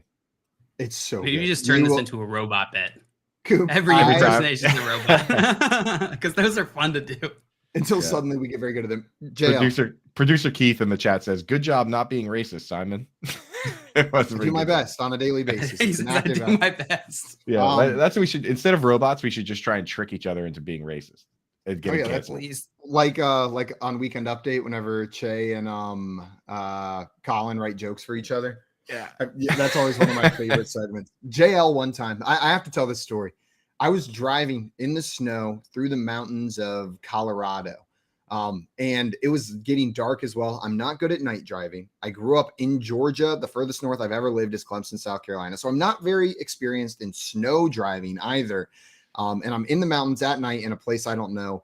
And I'm in a rental car and I'm kind of like a little nervous on the road. And I'm definitely not texting. Like my phone is way off to the side, but JL sends me a message and I'm in a rental car. And this rental car has a feature that my 1998 Honda CR-V does not. And it was that it'll read my text messages to me. And then I can then respond back with my voice. So I tell JL this, that it's like a robot is texting me. And the very next message I get is a robot sext. JL just starts sending me messages that would be as if a robot was sexting you. And then my car would read them out loud to me while it was way more dangerous than just texting while driving, because all of a sudden my car would say like, "Oh yeah, baby, turn me on, baby." And like, I'm just like, and it's just reading these messages out loud to me. And I'm like peeing my pants laughing as my car as a robot is texting me, but it's just JL 800 miles away in Baltimore, Maryland, sending me dirty messages that my car has to read. Yeah, your car's just like, the car has to read. You just don't love me anymore. I hate your mother. We got fan first in here with a question for us. So the last question: Rachaad White or Chris Olave full PPR? John Luke, who you plugging in? Rachaad White or Chris Olave? I would just say real quick, as many as you want. We love your questions. Yeah, doesn't have to be the last question, man. Throw them all out. It can be. It should be your first question. Believe it or not, we love talking about football on this show. So if you want to ask football questions, go right ahead. If you want to ask questions about sports movies, even better, right? If you want to ask questions about politics, probably not going to answer that one. But the rest of them, but it was a good try. Nice try. If you want to trick someone into being racist, I'm for it personally. For this question, Rachaad White or Chris Olave, I'm going to go with Rachaad White here. Go Rachaad White. If it's close enough, typically in like a flex spot, I like to tend towards the running back. In this case, Rachaad White has been the guy, and this is a pretty neutral matchup for him. Yeah, absolutely. Especially because Rachaad White got 9 targets last week. How many targets Chris Olave get? Not 9. So 9. Or maybe he did. I don't know. I didn't really look. But for me, if Leonard Fournette is out, then I'm starting Rachaad White wherever I can. I don't care about the matchup. If last week he had a bad matchup, he got 9 targets. So there you go. He had exactly 9 targets. I was going to say, you know how many targets Olave did last week? It was 9. But he only caught 6. Rachaad White caught all 9 of his. Boom. He caught 5. Even worse. Caught 5 of them. Yeah. Don't. Yeah. I told you I didn't look. Idiots. See, I told you. I was right the whole time that I was wrong. Told you I didn't do my research, you dummies. That's awesome. That was your first mistake. What was the question again? Oh, Olave or White? I'm going Rachaad White as well. I didn't answer. It's going to be Rachaad White for me. The matchup doesn't scare me off, and Rachaad White looks like he's kind of taking this job. Even with Leonard Fournette coming back, I'm not too worried about it. You got to be happy in Dynasty if you picked Rachaad White, right? Like, because that's paying off for sure. Yeah, Leonard's on his way out. You know, he seems pretty clear that, you know, even if Leonard comes back next year, like how many more years does he have left in the tank? And Rachaad White has proven he can play. That's the first thing in Dynasty. First thing is you need to prove your guy needs to prove he belongs in the league at all. And then after that, you can worry about opportunity and getting all the touches and this and that. But some guys, you know, never do anything. N'Keal Harry, for instance, like some of these guys do 0. Keyshawn, John, pretty much everyone the Cardinals have drafted over the last like 5 years, except Rondale Moore, right? Like think of all those guys that did 0. So Andy just Isabella. doing they drafted Hakeem Butler, Keyshawn Johnson, Andy Isabella, another guy who was on the team for like a week. Like Stovey Job Hunter. McPufferson. Yeah, Stovey McJob Hunter and JZ Pufferson. They didn't even make the practice squad. So, I mean, you just need to see your guy prove that he can play at all, and then from there you can figure out whether he's gonna, crack your lineup. But Rachaad White, dude, he's a player. He's a player. That's a dude. Some of these running backs are starting to pay off. James Cook and Rachaad White both looking like picks that may end up paying off. Rachaad White sooner rather than later. We talked a little bit about James Cook in this game as a guy that showed up and looked pretty good. But Coop, the leading receiver for the New England Patriots last night was CB Marcus Jones. Wasn't even a wide receiver. And dude looked pretty good out there. Like, that touchdown was fun to watch. I was like, who? Dude, so you know who that is, right? You've heard his name before. Jones. Marcus Jones. You know why you've heard that name before? Even if you don't remember it? Kind of sounds like Mac Jones. So he scored. It does kind of sound like Mac Jones. I thought everyone was making a joke at first because I didn't have the audio on the TV on. Like, I was just watching it and I was like, why does everyone keep calling him Marcus Jones? So on his first that touchdown was actually his first offensive play. He scored a touchdown his first offensive play, but that's not his first touchdown this season. Yeah, pick six. He was the player that ran back the punt against the Jets to win that game. Gotcha. So he basically ran back that punt, and they were like, hey, this guy can scoot. Let's put him on offense. They throw him one pass, takes it like touchdown. 40 yards for a touchdown, man. So Marcus Jones looking a little explosive. Let's see if he earned himself a little more play time. And he has no wide receiver eligibility on the fantasy platform, so probably doesn't matter for fantasy too much, right? It's more of an exciting football thing than a fantasy thing. Though IDP. Do IDP guys get points if they're playing offensive snaps, or do they only get points for defense? Like, if they score a defensive touchdown, it counts. But like, does Marcus Jones get points for an offensive touchdown if he's put in on the offensive side of the ball? I think it works like that, because if like Josh Allen gets catches a touchdown, like, then it counts. I'm pretty sure it's in our IDP league, JL. If Josh Allen gets a tackle in our IDP league, it does not count. Like, if he throws a pick and then tackles someone, he's on defense at that point, and it doesn't count. Do we know it doesn't count? I think. Yeah, no, I'm positive in the settings that doesn't count as a tackle for Josh I think there's a barrier there, because it happens in fantasy baseball too, where like if you start in most leagues, if you start Ohtani at pitcher, you don't get the batting stats and vice versa. So I think they might have a barrier that separates those two. He got the points in our IDP Dynasty League. He got 14.1 points yesterday with no tackles, no sacks, no defensive stats at all. So he gets the points. Controversy. Jail just added. Now he's on Jail's bench. Jail's like, looking at my bench after just adding him just now. Yeah, no defensive snaps. Just hoping for that touchdown upside. He's the Taysom Hill of IDP, where you can plug him in, just going to get nothing but offensive snaps at the wrong position. Most importantly on that play, I think it truly established that the Patriots have the better Joneses than the Jaguars. Like they have Zay Jones and Marvin Jones and Tim Jones, but I don't think those guys hold up against Mac Jones and Jonathan Jones and Jack Jones and Marcus Jones. So go pass. It's a lot of Jones. They were saying Jones so much yesterday. Also, Coop,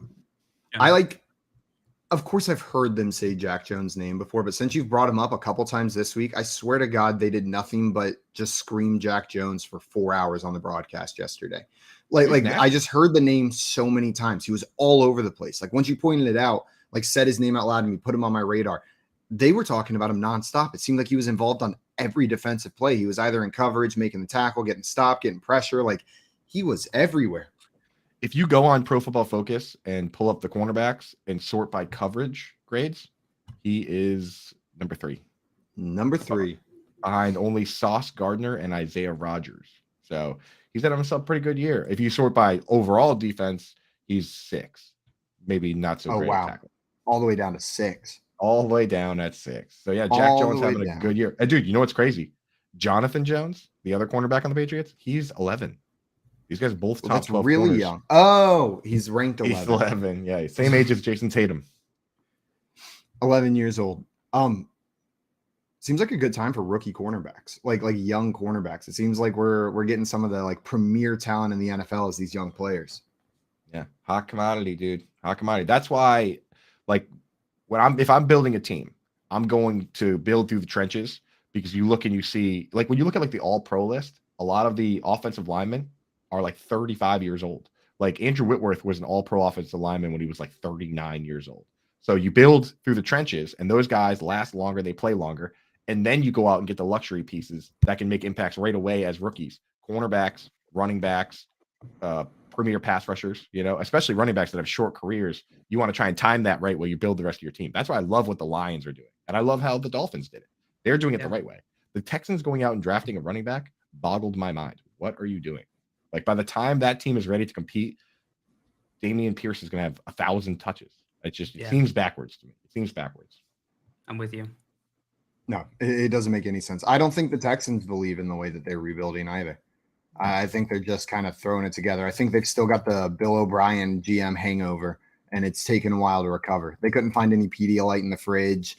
The lime water isn't quite cutting it. They're not getting the electrolytes fast enough, and no matter what they eat, they just don't feel any joy that day. So that's where they're at right now.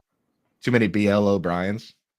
BL O'Brien's abubs. BL O'Brien's. They'll get you. BL's O'Brien abubs. They'll get you. They will get you. Excuse me. Rhamondre Stevenson, I feel like we were expecting more from last night, but Coop, do you think this was just a case of they couldn't get the run game going, or they got into a negative game script and they couldn't rely on the run? Because he only had 10 carries, was rather efficient with them, 5.4 yards per carry, but only ended with 54 yards, no touchdowns.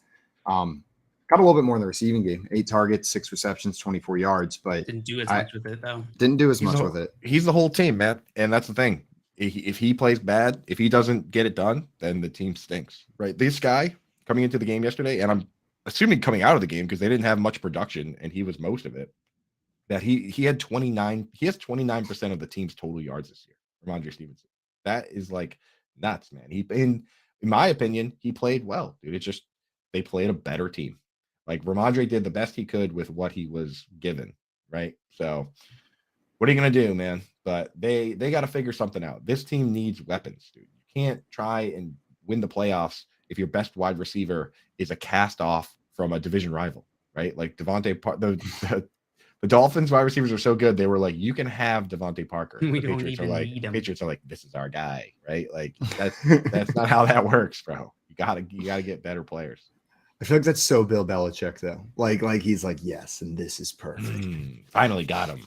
Right. He's like he's a dumpster diver at his core. Like, if he didn't go into the NFL coaching career, was just like a normal guy, he would have been a dumpster diver. He would have been out there like, 100%. You will not believe this blender I found in the dumpster. It almost works. Just needs a new just needs a new blade and glass container. This like perfectly describes Bill Belichick. Yeah. It was like the worst thing. Yeah. The worst thing that ever happened to him was probably that time that he did get that one blender named Wes Welker that worked from the, when he was returning punts for the Dolphins, and he was like, I'm gonna take that team's punt returner, I'm gonna make it a guy that gets 175 targets every year, right? Like, and that did work that one. It worked that one time. So now he's like, yeah, whatever you got left over. Randy Moss, he's not doing anything in Oakland. Yeah, we'll take it. That actually also worked, but besides that, hasn't really worked that well. Hasn't really worked. Yeah. Guys, coming up, we've got our friend Vinny Iyer joining the show to play some fantasy feud with us. We're going to play some hypothetically with our friend Tim a bit later as well. And as always, it's week 13, baby. We are in the midst of it. If you've got fantasy questions, you need help making decisions with playoff implications, throw them in the chat, and we would love to answer any and all questions that you have for us. Right now, you're listening to the Front Yard Fantasy Morning Show here on Better Sports Network. Better Sports Live with Rick Kamla. That's 7 p.m. Eastern, 4 Pacific on Better Sports Network. Andy Reid is the best current coach in the NFL. He's better than Belichick. Belichick has lost his way. He's better than Tomlin. He's better than Harbaugh. He's better than Shanahan. He's better than McCarthy down in Dallas. He's better than all of the gangster NFL coaches right now. Sean McDermott up in Buffalo. He's better than all these guys. Andy Reid is the greatest gangster that we have at head coach in the NFL right now. And I understand that you're saying, well, Belichick is the GOAT, Cam. How can that be true? Now you're bringing up old stuff. Bill Belichick can't draft anymore, okay? Talk to me. Nick Chubb, Sony Michel. Talk to me. DK Metcalf, Debo Samuel versus N'Keal Harry, okay? Talk to me. This dude has lost his way. Remember the year when he should have bottomed out and just tanked, but he couldn't, and he went and got Cam Newton, and they were a mediocre team, right? He's lost his way. And not that he can't coach up a good defense and that kind of thing, but overall, he's lost his way. Andy Reid's an absolute badass. They draft great. He's a great coach, makes the right decisions, when to go for it, when to kick, when to punt. The guy's the man. The Playbook with Fensty and Ronis, presented by FantasyAlarm.com. I hate the stupid unsportsmanlike conduct. As long as you're not disrespectful to the opponent, you should be allowed to celebrate. How I used to say it, and to bring up, because now basketball's starting to bring up. Oh, dude, it's even worse than basketball, isn't it? So Dikembe Mutombo, who used to get teed up in the 2000s, the 90s, they didn't give a crap. 2000s, though, when they tightened up the rules, they used to tee him up more when he did the Dikembe finger wag. But they wouldn't tee him up if he did it to the crowd instead of looking at like Eton Thomas, like one time I remember, and doing it right to him, or when his back was turned, doing it right to him. If he did it to the crowd, they would never call it. And so that makes me wonder if these players, while, yeah, they want to talk a little smack, maybe they should flex towards the crowd than at the player who they're standing over. I guess. I know again, it's soft, man. It is soft. Because you know what? Like we're gonna give 15 yards for that, bro. They think that, you know, want to know why they're paranoid? They think that's gonna turn into a fight. See, I disagree with that. That's not going to start a fight. I agree with you. They don't agree with us. It's one thing, okay, if you spit in someone's face or say something derogatory, like about their family or something, right, yeah, that can incite it. But if you're just like, yeah, I made that play, what? You know what I mean? Like, again, they know the rules. You got to know you're going to get flagged. You have to have discipline. But, like, I don't know. I have no problem with celebration as long as it's not disrespectful. What's disrespectful? You know, it's interpretation, and that's my problem. Watch, it's going to cost someone in a big playoff game, and that's when people are going to go crazy. There'll be a third down play.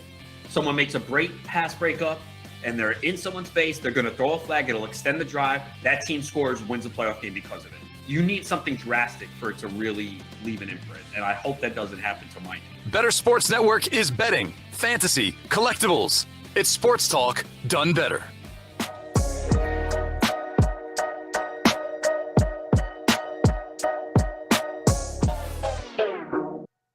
What's up, everyone? Welcome back into the Front Yard Fantasy Morning Show here on Better Sports Network. Joining us right now, we've got our friend Vinny Iyer joining the show to play some fantasy feud. For those of you that do not know Vinny is an NFL and fantasy football writer over at the Sporting News and the host on the Locked On Sports Network. Vinny, thank you so much for joining us today, my man. Hey, thanks, guys. It's been fun. It's excuse me for this makeshift background. I'm on the road. I'm on the road this week, so where you going, Vinny? Hostile conditions. I'm actually going to casino tomorrow. Ooh, yeah. So we'll see how it goes. I'm gonna get in on some action. We'll see. College football championship week, and we got USA Netherlands. And we got, of course, NFL Week 13 Sunday. So some good stuff to look at. Yes, Italy do. What casino are you going to? I'm actually going up in your neck of the woods, Foxwoods. Yeah, that's the better one. I like that one better than Mohegan Sun. Sorry, Mohegan. I like Foxwoods. I like going to the club over there, Shrine, getting. We'll see about that. Doing his robot impression. Now, Vinny, did you play any table games? That's pretty good.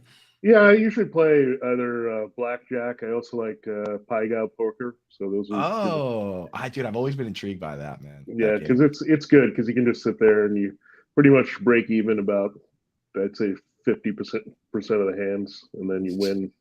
You win 25%, you probably lose the other. So it's not that interesting if you just want to break even. But if you want to sit there and play for a while, and sometimes, and I've played for a while. If you can play for like a couple hours, you can make money playing it. And you get in the free drinks, you break even. That's the real trick, right? Yeah. My game is Let It Ride. You ever play that one? I've seen it. I've been tempted by it, but it's a I don't like to play game for idiots. I love it. I don't like to play games.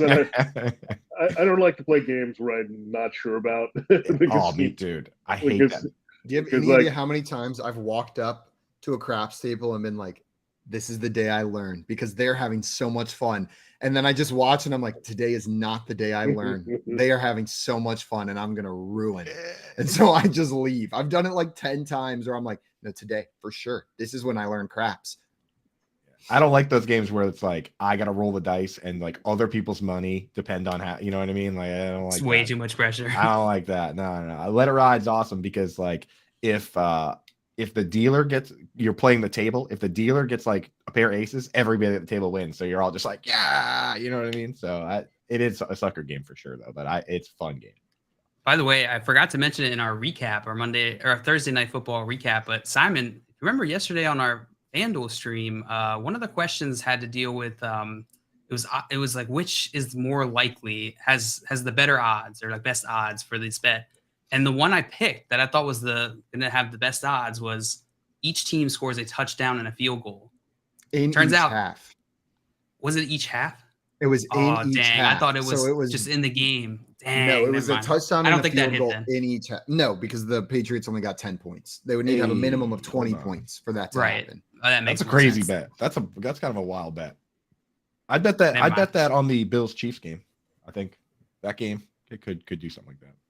See if we got that. Vinny, we brought you here today to play some fantasy feud with us. No more Gatorade colors in this one. I think you were here. Someone was here for Gatorade colors, and we got roasted in the chat for including that as one of the options. So we took that out. But how this game is going to work, I think you played with us here before, is I've got a couple different lists of players or different assorted things. I'm going to give you the category, all three of you. Whoever buzzes in first is going to have the first opportunity to guess a name from that list. So I may say like the top 6 fantasy running backs so far this season. You think you know Austin Eckler's number 1, you buzz in, say Austin Eckler. It's now going to be your choice whether you want to play this or pass this. Play it, you are going to get 3 strikes to get all of the names on that list. Get them all, you're going to earn those points, but leave even one left standing. Your opponents are going to have an opportunity to steal. We'll go in turn order with who gets the chance to steal. If they get one that is left on that list, they will take those points from you. And we'll go into our next round. Pretty simple rules. You guys ready? Yeah. Ready. Yeah, let's do it. Before we get into that first one, Adam here in the chat said, I'm starting the Seahawks defense over the Eagles defense this week, hoping for big things. Vinny, what do you think about this take with the Seahawks? The Seahawks going up against the Rams this week and Philadelphia going up against the Tennessee Titans. Which one of those defenses would you be plugging in?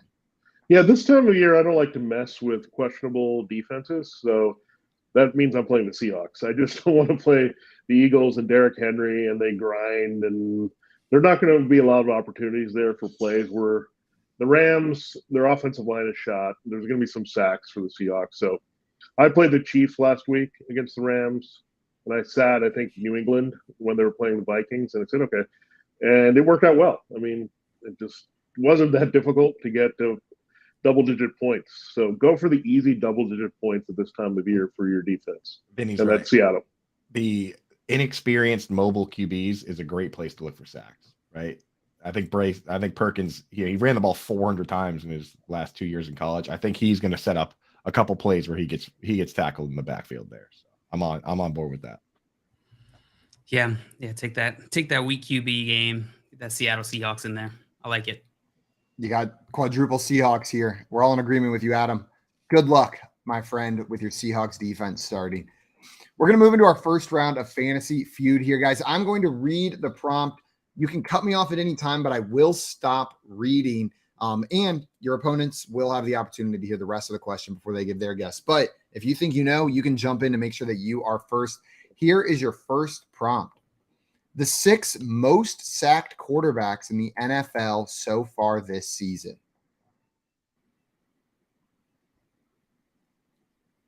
Oh, and JL, I think you're trying to buzz in, but your opponents have a chance to steal. Okay, JL. Oh, yeah. Tom Brady. Tom Brady is not in the top 6, JL. Bonk. So Vinny or Coop, you guys still have a chance to buzz in and try to take this one if you want it. I will buzz in. Okay, Vinny. Who do you think's on this list? It has to be, he's got to be in the top 6, Russell Wilson. Russell Wilson is number 2 on this list. So, Coop, if you can pull out the number 1 one here, you will get to play this. But otherwise, Vinny's going to get to play. Okay, number 1. I'll say Joe Burrow. Joe Burrow is on the list, but he is not number 1. He is number 3. So, Vinny, you get to choose whether you want to play or pass this round. I'll go and play. Why not? Vinny's going to play. Number 2 and 3 are off the list. So we need numbers 1, 4, 5, and 6. Who else is one of the top 6 most sacked quarterbacks in the NFL, Vinny? I still think he holds up, even though he hasn't played a couple games. I think it's Matthew Stafford. Matthew Stafford is number 6 on this list. Wow. Nice pull, Vinny. I thought that was the tricky one, but you got it right away. All right. I'm also going to go. This is a sneaky one. I think Trevor Lawrence is on the list. Trevor Lawrence is unfortunately not in the top 6. He's down there at number 20 this year, but last year he was up there right near the top with it. So that's 1 strike, Vinny. Okay. I don't know why I think this is right, but I think I saw his numbers recently. I think Mahomes is on this list just because they drop back so often and his left tackle sucks. So Patrick Mahomes is number 25 on this list. Unfortunately, Wow. that is 2 strikes. Okay. I like the logic though. It makes sense. I did not want to play that one. This one's tough. Foxwoods Vin getting aggressive playing this one. I'm good. I'm going all in on Derek Carr on this one.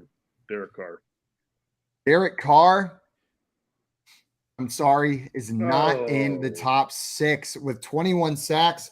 So now, really? Coop, Okay. Yeah. you have the first opportunity to steal Oh, here. okay. There are 3 left available. Now the thing is, there's so many quarterbacks that haven't played the whole season. Like, so There are there's 2 left available as well. Sorry, I said Yeah. 3, but there's 2. Like, if we were going sacks per game, then there's some names that jump out to me. But there's a bunch of guys that haven't played every game. So let me see. There's also teams that haven't had their bye week yet that have played an extra game. Let me go with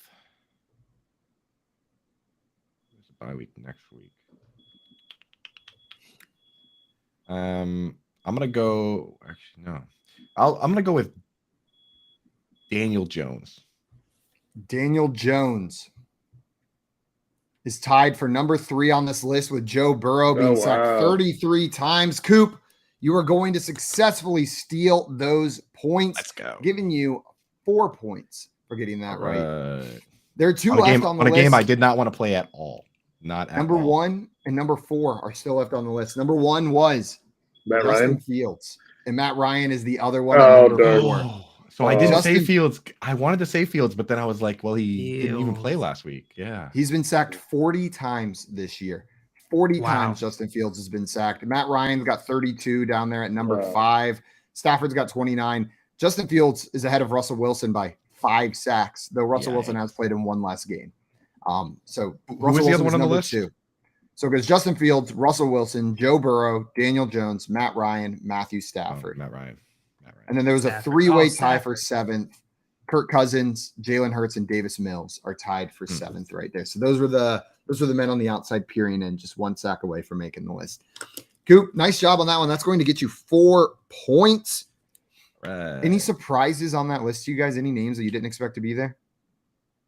It's pretty Yeah, that's think- pretty pretty standard. straightforward. I Now, think just Daniel Jones was a little bit of a surprise, only because Andrew Thomas is playing well. So Right. but he runs. And He runs, if you yeah. run- And exactly. And then you look at Justin Fields, like that's the exact reason why you play defenses against, the Rams with Perkins, because it's like those dudes that are willing to hold on to it and try to make magic happen. Sometimes magic doesn't happen, right? Look at Zach Wilson. Like, he holds on to it way too long versus guys who are willing to throw it away. You get no points in fantasy for your DST when the quarterback throws the ball away instead of taking the sack. Yeah, absolutely. Coop, you now have a lead here, 4-0. We had a question coming in here from Za, though. He wanted to know, are the Bills defense a drop? I have the Seahawks just for this week and maybe next, Eagles and Bills. So they have 3 defenses. The Bills have been injured lately and haven't looked as good on that side of the ball. JL, do you think the Bills defense are droppable, or would you be holding on to them? I think most defenses are droppable. I think Bills they're flirting with that line. They're still, I think, a top top 10, top 8 defense overall, but I can understand dropping them if you need a skill position spot. I mean, look at the You need to schedule. stream. You're not going to start him against the Dolphins. You're not going to start him against the Bengals. But if you can carry 2 defenses, the matchup week 16 during fantasy playoffs against the Bears, probably a pretty good matchup. But I don't know, Vinny. Are you willing to carry 2 defenses, Vinny, in your leagues, or you don't do that, right? I don't know. It just depends. If I have an open roster spot and I don't feel like fighting people off for the defense of the week, and I'll just add them, and I'll just try to get ahead, so I don't have to waste a waiver claim or a pickup or something. It's hard because there's no defense to me that's every week. I mean, even the Cowboys weren't that great against the Giants if you look at the numbers. So there's no defense that's like every week. It's a weird position, right? You're always targeting the team they're playing, and you're not really worried about the defense itself. But I see weird ones like I don't understand. The rankings on these are really weird. Like the Chiefs are in the top 10 against the Bengals. I don't see that at all. Like it doesn't make any sense that you would want to even think about them. Or like just don't play defenses that are not going to make enough plays. And there's weird teams like the Raiders and Vikings. Like you would think based on the sack totals and what we think of those offenses that they're going to give up a lot of defensive points, but they don't. And if you play them, just disappointing. You get like 2 sacks, and you get like maybe I hate those 6 or 7 point defensive games. Those are so bad. You just watch them and like nothing happened in this game. So I just go week to week as much as I can. Like what I usually do as a strategy, this for next year, go for a defense early in the season that I can play as long as possible. Yeah, I did the same thing. I have so many Eagles defenses because I was looking at the bye weeks and I'm like, yeah, I can start them, just cruise on through, baby. Saints, Colts. Like I was looking at teams like that because I'm like, I just don't want to deal with it. So Zach gave some more specifics. Asking here, would you drop the bill to pick up DJ Moore? So rolling with the Eagles, like is that a move you would make? Yeah, I mean, DJ Moore's got some upside, I think. I mean, I think we forget that he was pretty good with Sam Darnold last year, and that connection is there. I mean, the talent is there, and I think you look at him, DJ Moore, I think he could have a strong finish here with Darnold starting the rest of the way. There's no play. Last I looked, I'll look it up now. He is number 2 in the league in snap share. He plays 96.8% of the snaps, which is all the time. That's the whole game. I mean, if you're playing 96.8% of the snaps, that's the whole game. Because I imagine the snaps he comes out for are, think about how many times a team gets down to like the 1 yard line and it's just all tight ends in the game and there's no wide receiver in the game at all. Those are the snaps he's probably missing. So this guy is playing every meaningful snap, which creates upside. And to your point on starting the Chiefs defense, when you look at the implied point totals, which is basically you take the over under, you take the spread, and then you figure out, okay, this is how much Vegas thinks these teams score. The number 1 team is at 27 points. That's the Chiefs, 27.07. Then there's 3 teams somewhere at 26 point something, and the Bengals are one of those teams. So they're a top 4 team in implied. Vegas basically says this team is easily going to be within the top 5 of points scored this week, and you're going to start the defense playing against that team. I agree, Vinny. It doesn't make sense to me. You're setting yourself up to potentially get negative points if your league does that. Yeah, it's crazy. Yeah. Yikes. Guys, we're gonna go ahead and get this next round started. I think JL got scared off by that early round performance. Vinny coming in, guns a-blazing, ready to play a tough category, and then Coop sneaking in with the steal. Oh, got some courage back and decided to join us. He saw Vinny transform into Foxwood Vin right before his eyes, dude. I was scared. He came in, he's like, I'm playing. He goes, I'm playing. Yeah. Well, I mean, that's what you do. That's right. Yeah, that's right, dude. Yeah. You're setting the tone for tonight, dude. Every time I see the Family Feud, and there's this family like, I think we'll pass, and I'm like, and the host is always like, what the? Exactly. Did you come here to play? Like, why did you bring your family to sit there and wait? You don't believe in your mother-in-law, your aunt, and your cousin to take this home? Is that what you're telling me? I would have definitely passed on that last snap. I already said it. Yeah. Coop's like, yes. I'm not in my head with video. I'm like, I would have passed. Yeah. All right, guys. Here's your next category. Your next category, buzz in if you think you want to play this, if you want to guess a player on it. The top 8 NFL players who made the most money off of commercials in the past 12 months. JL. Okay, JL. Quick on the buzzer. What you got? Patrick Mahomes. Patrick Mahomes Yeah. is number 2 on this list with Oh. 20 million in endorsement money over the last 12 months. So, JL, unless someone else here thinks they can get number 1, wants to buzz in and give it a shot, you will get to play this. Is there any guys negative can- for me buzzing in? Do I You lose could give a points? point to JL. You could make it easier for him. Know what I mean? If it's not the number 1, that's the only Yeah, one. this is a good question. This is tough. Man, how is Patrick Mahomes not number 1? And this is only active players, right? Yeah. Yeah? Yes. Or not? Okay. If Yes. it was an inactive player, I think I know who number 1 would be. I'm gonna pass. I'm not gonna get in on this. Mr. USAA. I'm going to pass on this too. I'm going to see Okay. what JL does. So, JL, you get to choose whether you want to pass or play. They don't even want to buzz in to try to take the number 1. Do you want How to many play are this or? There are 8. There are 8. I will It's pass. a lot of points on the table. You're going to pass. Okay. Well, we're going in the opposite order that we did last time. So, Coop, Oh, great. you get to play this. Thank you. There's one available for you. JL's going to get the first opportunity to steal, and then Vinny will get the opportunity after that if JL unsuccessfully steals. Thanks, JL. But Gotcha, bro. what you got? Okay. We got Patrick Cash Mahomes in to make off the fun of me. list already.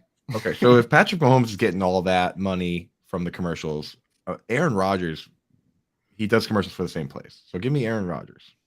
Aaron Rodgers is forget number about him. 5 on this list with $11 million in endorsement money over the last 12 months. $11 billion. Okay. He was Endorsement number money. 5. You know, He was number 5. Tom Brady has a bunch of different endorsements. He's got like Maserati and all the watches and stuff. FTX. Yeah.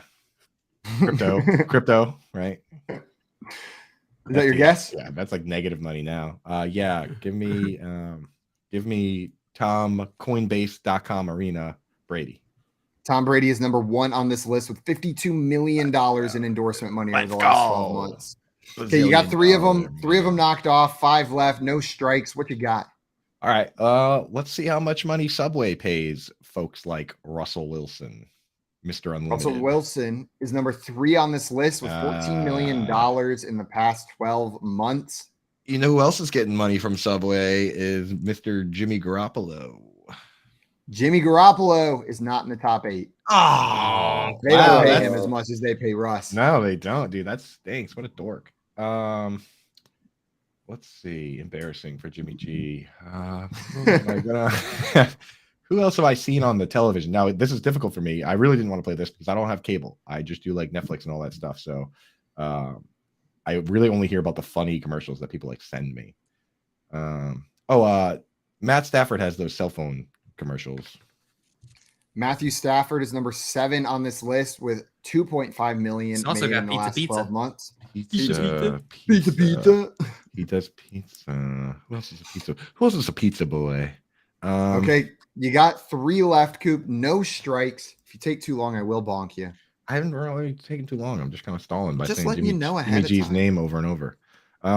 Who else is really cool and popular? Let me get. You have 1 bonk. That's right. When did I get? Jimmy G. Oh, I did. Yeah. Oh, yeah. Jimmy, you silly. Jimmy, you big silly. Let me get. All right, who does the like DraftKings and stuff? Saquon Barkley does a bunch of those. Yeah, give me Saquon Barkley. Saquon Barkley is not correct. That is your second bonk. You got 1 more time, Coop, before Vinny or JL gets the opportunity to steal. Then Vinny can jump in if he does not. All right. Quarterbacks, they pay them money. Give me Josh Allen. He does stuff. He's got to. Josh Allen is number 6 on this list with $4 million. Gillette paying him all right, I guess. There's 2 more left on the list, but you've got 2 strikes. What's it going to be, Coop? Gillette. I'm just going to start picking the best quarterbacks. See if that works. Does 3. I don't know. Does Justin Herbert do any promos? Justin Herbert is not on this list. That is your third bonk. Dang it. You've got 6 of the points earned, but they are up for steal. JL, since you buzzed in first, you got the first shot here. I'm going to go with Dak Prescott. No. Dak Prescott is number 4 on the list, and you have stolen the points, JL. Sleep number, baby. JL. And something about Housewives. You got dang it. I did pretty good for a guy that doesn't have cable, though. Give me that. Yeah, honestly, you got way more than I thought. Any guesses on who number 8 is? Kirk Cousins. It is Kirk Cousins. Kirk Cousins is number 8 on the list. What the heck does he endorse? He also does the sleep number bet. Vinny, why didn't you play this one, dude?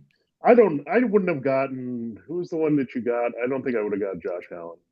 Yeah, I just threw it out there. I was just like, I don't know. I didn't even know he was Gillette. I was just like, someone's got to be paying this guy money. I just literally, as JL was answering that, I thought about sleep number.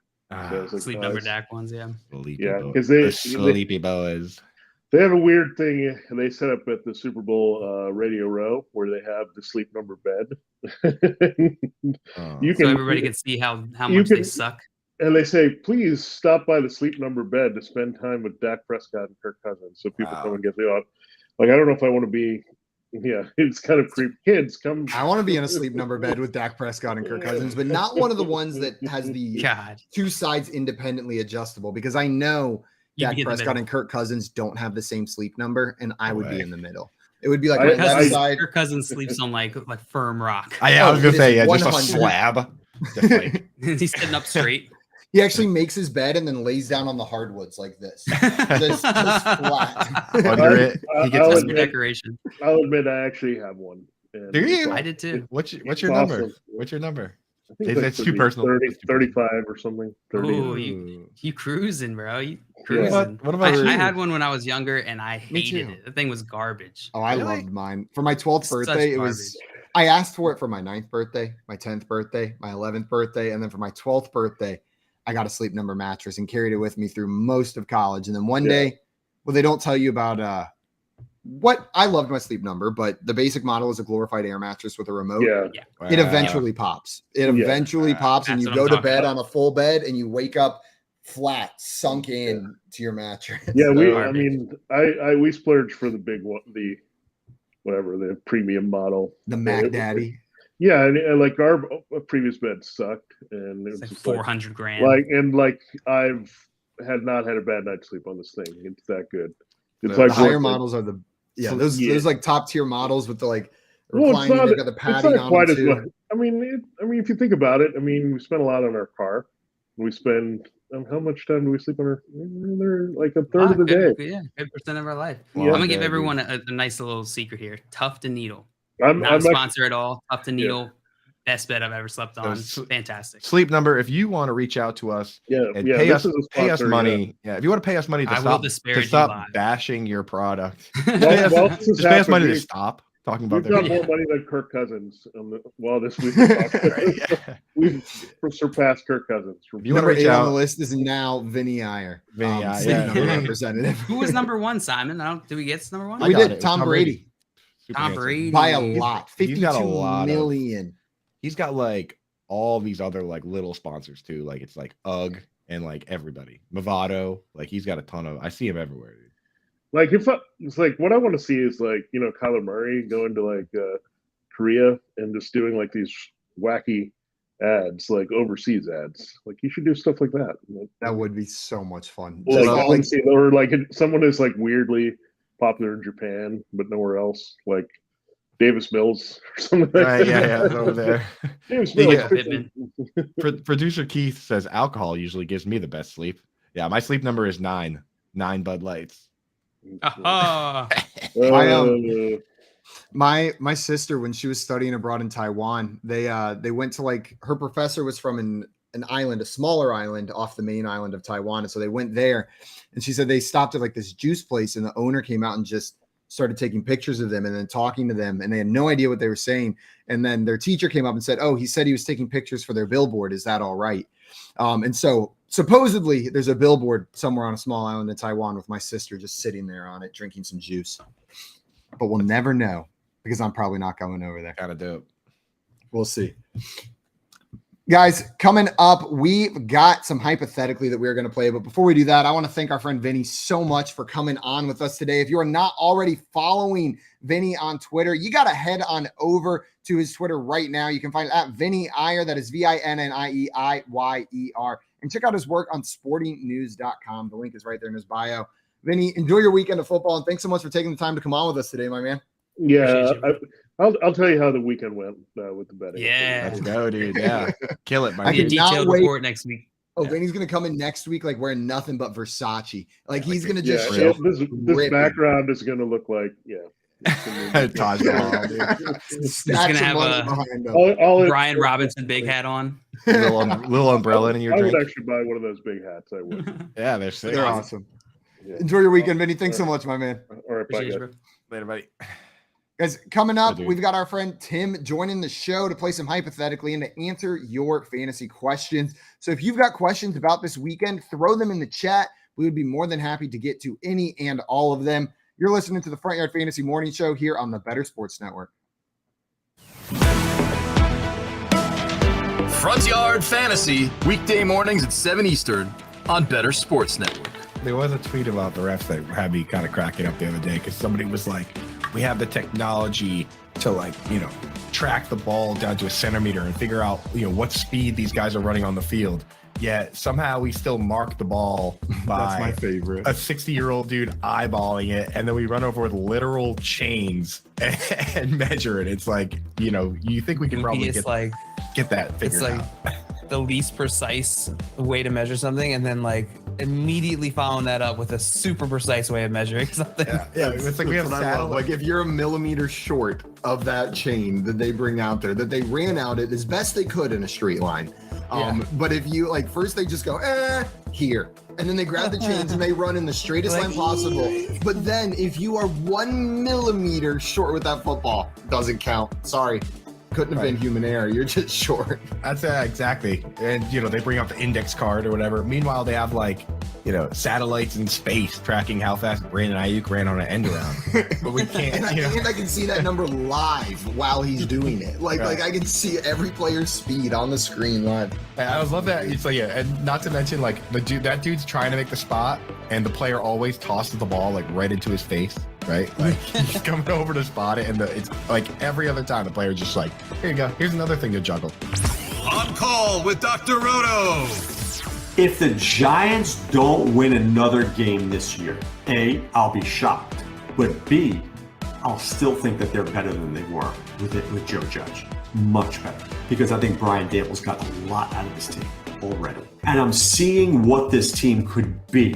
See, that's the problem with owners and general managers. I see Nathaniel Hackett and I see a guy who can't get it done. I see Matt Rule and see a guy who never should have been hired. Disaster right away. Sometimes a good coordinator in the NFL is better. I don't even say sometimes. Most of the time, a good coordinator in the NFL is better than a college coach because the NFL coordinators, they know the system. They've been there. They've played. They've been around it. For the life of me, I don't know why Eric Bieniemy hasn't gotten a job yet. Deuce Staley's going to get a job. Somebody's going to hire that dude. When you've been around the game, you understand it. These college guys come, they don't know it. Join the show with one touch of a button. It's Sports Talk 3.0 on Better Sports Network.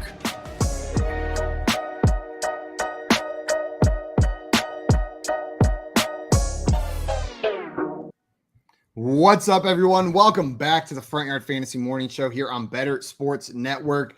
Joining us right now, we've got our friend Tim Wright coming on for the rest of the show to help us answer your questions and to play some hypothetically with us. I'm so excited Tim's coming on. What a day. Vinny and Tim in the same day. Fridays are the best, aren't they? Party, baby. There he is. What's up, Tim? Welcome in. How's it going, fellas? How's it going? In the dungeon. It's like a secret layer. Mm-hmm. Layer. Tim is a bit of a man of mystery. Tim, you just got that coolness to you, brother. There's no one with more mystery than Tim. But your face is illuminated. What this looks like is in a movie where they cut to the member of the team that is elsewhere doing the computer work, taking down the security system, doing that. Like, Tim, come in. Are we good to enter the building? You're like, 1 second, I'm working on it. Dun dun dun dun. This is the Tim, part of the movie. elevator's going up, man. The elevator's going up. This I is don't the know how part- to code, guys. I have no idea what I'm doing. This is the part of the movie where the cops open the van, and then but as they're dragging Tim away, he hits that one last button that gets the job done. Oh yeah, always. Building explodes in the background. And Tim is like, that is not what I meant to do. They drag him Right? away, and he's just like, I thought you said Weast.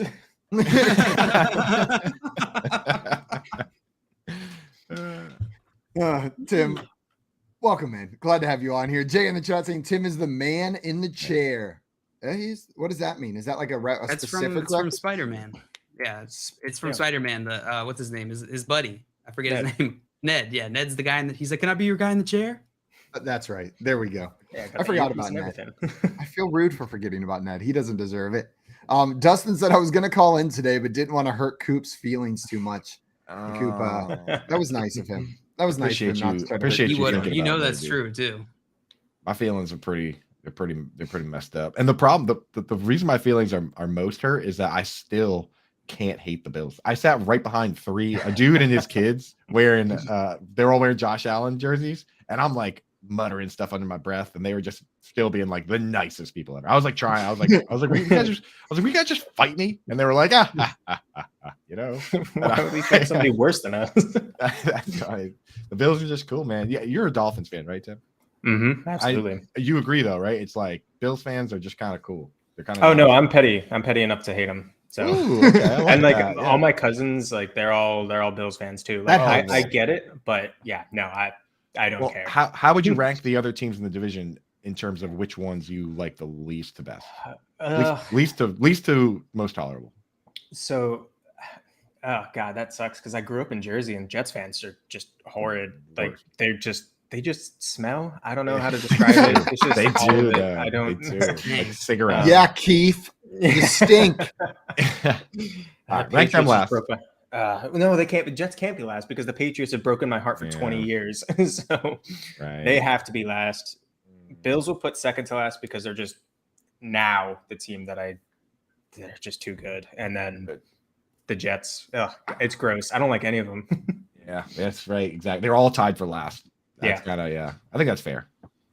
Tommy doing Broncos, Chiefs, Chargers for his division as a Raiders fan. As an AFC North fan, I think as a Browns fan, the team I hate the most is the Browns, followed by the Steelers, then the Bengals, then the Ravens. I like the Ravens. Put your own team last. Yeah. I think that's fair. I think that's fair. Everybody else in the chat, I want to know your rankings from least favorite to most favorite of the other three teams of your favorite teams division. I want to see what other people think. JL, what about you? You're a Ravens, so you also have Browns last. In my division, in the AFC Steelers. North. God, Steelers I hate so much. Though. Who do you hate most? It's probably Steelers. Yeah. But I like Tomlin, so I don't know. It's complicated, man. Yeah. See, like when the Browns were very bad, like historically bad, hadn't won a game in 20 years, just about. That's what it felt like. Every fan base, except for the Steelers, was kind of like, oh, poor Browns. Know what I mean? And they would like celebrate if the Browns won a game. Steelers fans were mean the entire time. Like no matter what, the Browns haven't won a game in 2 years. They were like, F you deserve this. Like they were just yelling nonstop. Maybe they were right, but I still don't like the Steelers fans. I grew up a Washington fan, so I think Cowboys for the longest time was like the big annoying one, Cowboys and Eagles. Yeah, I do. So as a Patriots fan, I always really disliked the Steelers and the Ravens because they are the teams that would give us the most trouble. And you didn't have to worry about the rest of the AFC. Yeah, we didn't have to worry about you guys. And the players were always yapping, dude. Like Antonio Brown and Le'Veon Bell and Terrell Suggs. It's just like, shut up, dude. Shut your mouth. Shut up. Shut up. Terrell Suggs. It's been a while since we've had some good shut ups on the show. Maria in the chat saying, "Oh, hey Tim." Hey. A nice little raid for Maria. Welcome in, Maria. Tim, we got you here, and we're ready to play some Hypothetically with you. It is a game that you excel at. John Luke, you want to let us know how this is going to work for anyone who's joining us for the first time? Absolutely. If this is your first time watching us, Keith and I have put together a list of hypothetical prompts, would you rathers, crazy scenarios for these fellas here. And they have one job, and that job is to answer me, but also to overthink their answers. Overthink the hell out of their answers. It's very straightforward. You'll pick it up in no time. Trust me. You guys ready to get into it? Let's do it. Yeah. All right, let's get into our first Very, tier. very serious game. Let's take this seriously, boys. Yes, please. Moment of respect. You've been sent to fantasy football jail. Yes. Where All all losers Okay. of their fantasy football league have been sent to pay for their most egregious crimes. Andy Barron's Yahoo Fantasy has sentenced you to 25 years for drafting Darnell Mooney as a top 12 wide receiver fantasy option. You're determined to escape this life. Prison guards Scott Fish and Matthew Berry are patrolling the halls near your cell. How do you break out of this maximum security prison? If the crime is overdrafting Darnell Mooney, then Simon's like they probably have Simon locked up like Hannibal Lecter. He's like buried under the jail.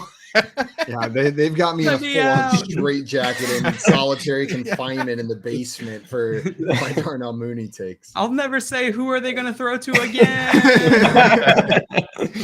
Well, priority one, we got to get Simon out of there somehow. Yeah, I think we got to do this as a squad, right? Mhm. So yeah, Mhm. so I'll go first, and so Simon, we have to get him from the very bottom. I can't do that myself. So the very first thing I do is I reach out to my buddy who's also in jail, Zach Wilson, and I ask him to do what he does best, which is just be a huge crybaby and just whine. And that level of whining really it distracts the guards. So Scott Fish is over there and he's like, "Will you just shut up?"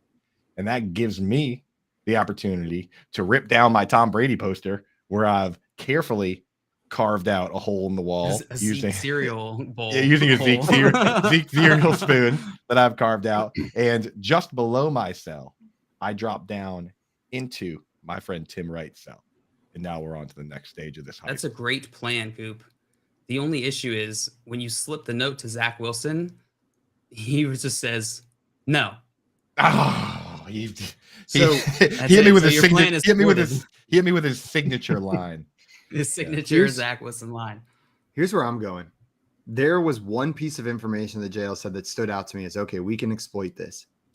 If there's anybody that loves a good scheme or being in on some shenanigans, it is Mr. Scott Fish. If we are plotting something, if we've got something goofy and fun and some hijinks up and Scott Fish catches wind of it, he's going to want to be in on it. And then we've got a man on the inside. So what we do is we plan a little bit over the top. We plan a little bit loudly so that Scott thinks he's hearing it. Know what I mean? Don't invite him in on it.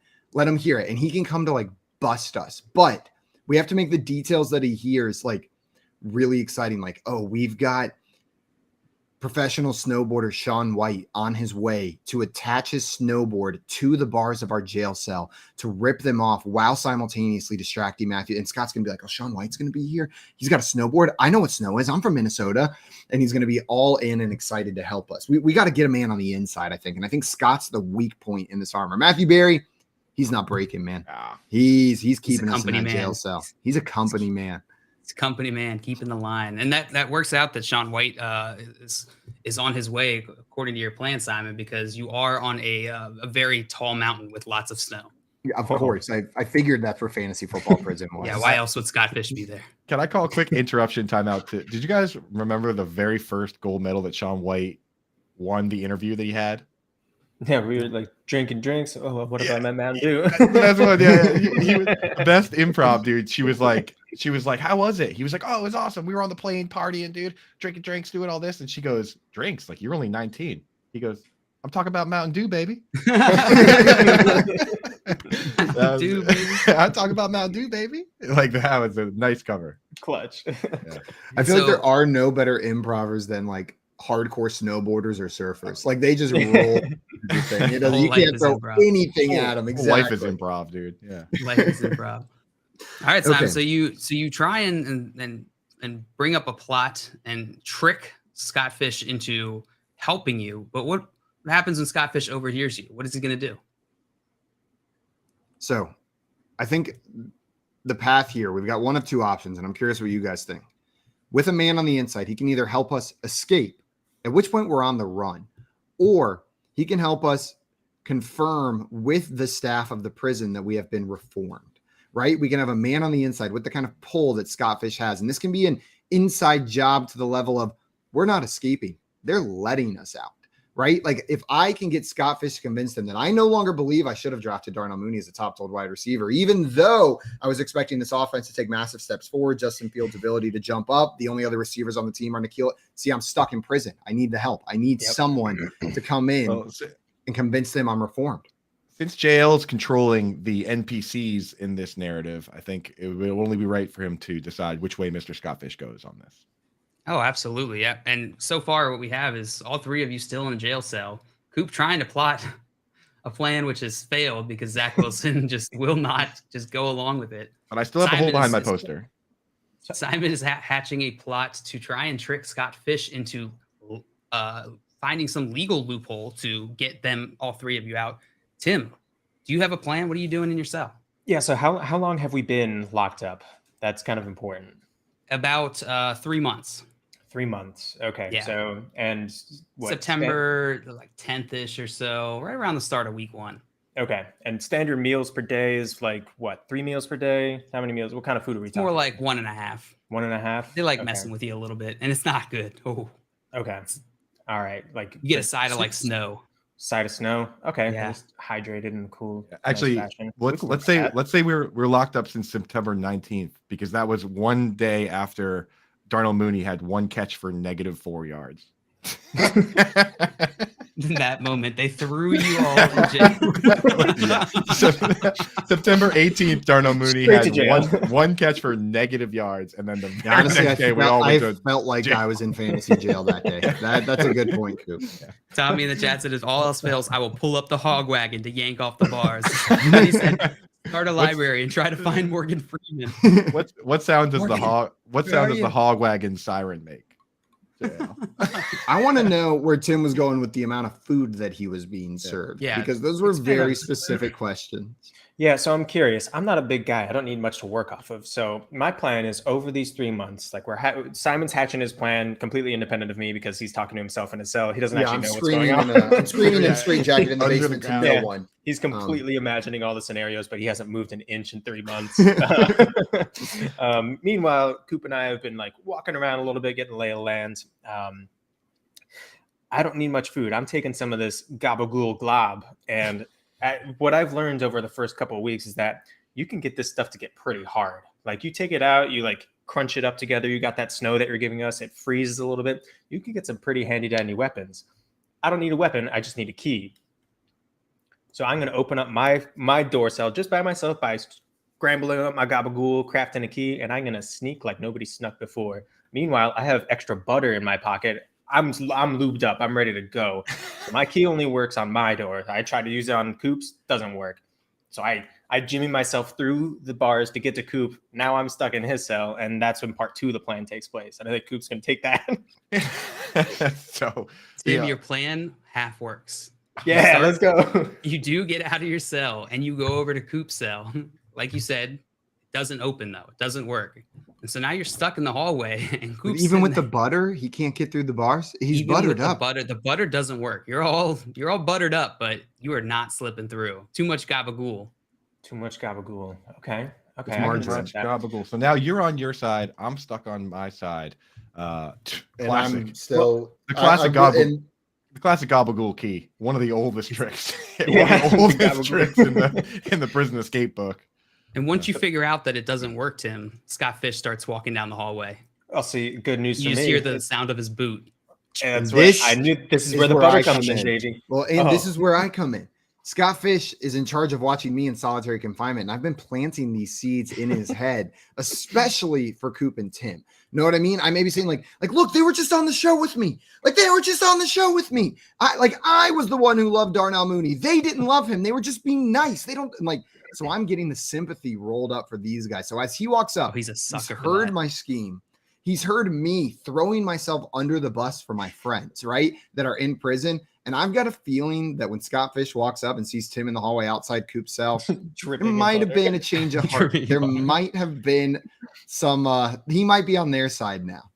But I guess they have to take that risk.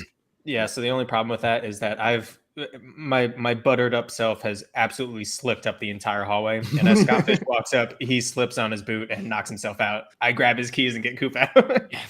It works. It works. You and Coop are now free. And now you have to just free Simon and you're home free. Yeah, I also want to make sure that we doubly lock up Zach Wilson. So that's a side quest on the way to Simon. So we're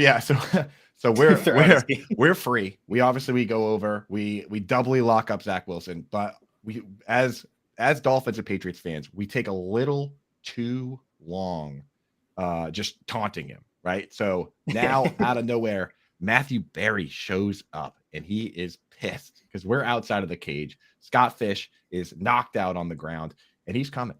Now, as everyone knows about this fantasy prison, Andy Behrens, he's a fun guy and he thought it'd be fun to replace half of the staircases with slides, right? Because that's obviously more fun. You go up the stairs to get up, but you go down the slides to get down.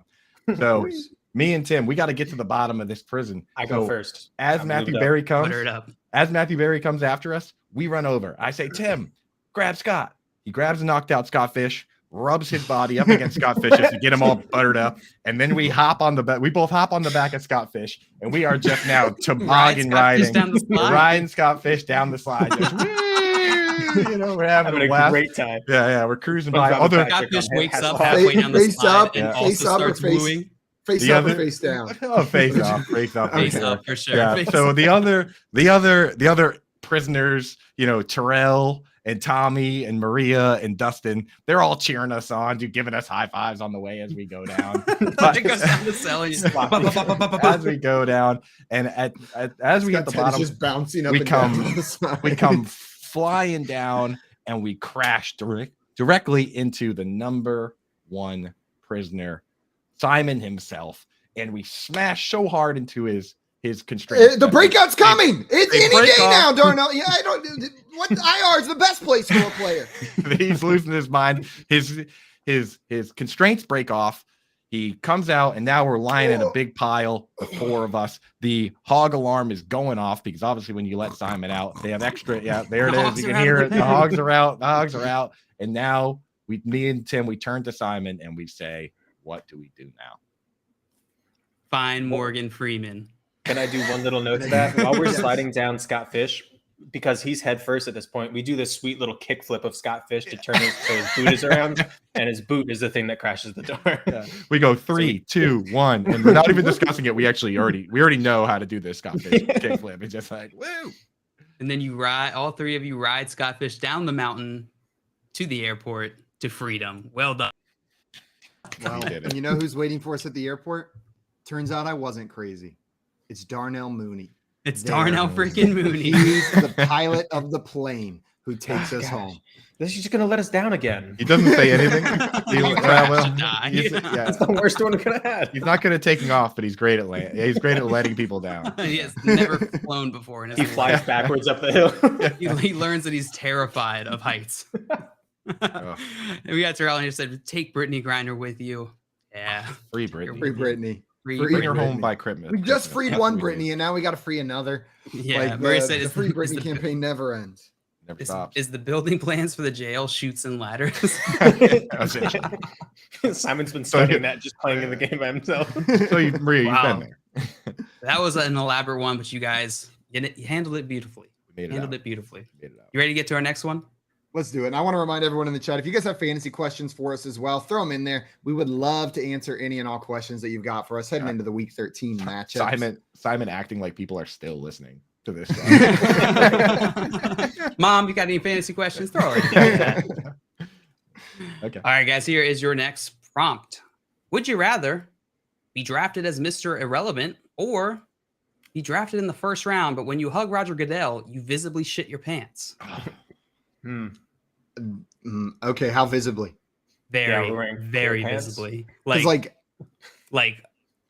more. Take what you expect, and then times it by like 3. That much volume. I've watched a guy at a wrestling tournament one time. Do you guys know what a spladle is? The wrestling move? Nah. So let me just explain it to you. The general. If I'm on my side, I'm laying on my side. The guy's head would be right here. I've got one of his legs held up here, and then the other leg held with my leg on the other side. So it is just ass up, leg spread.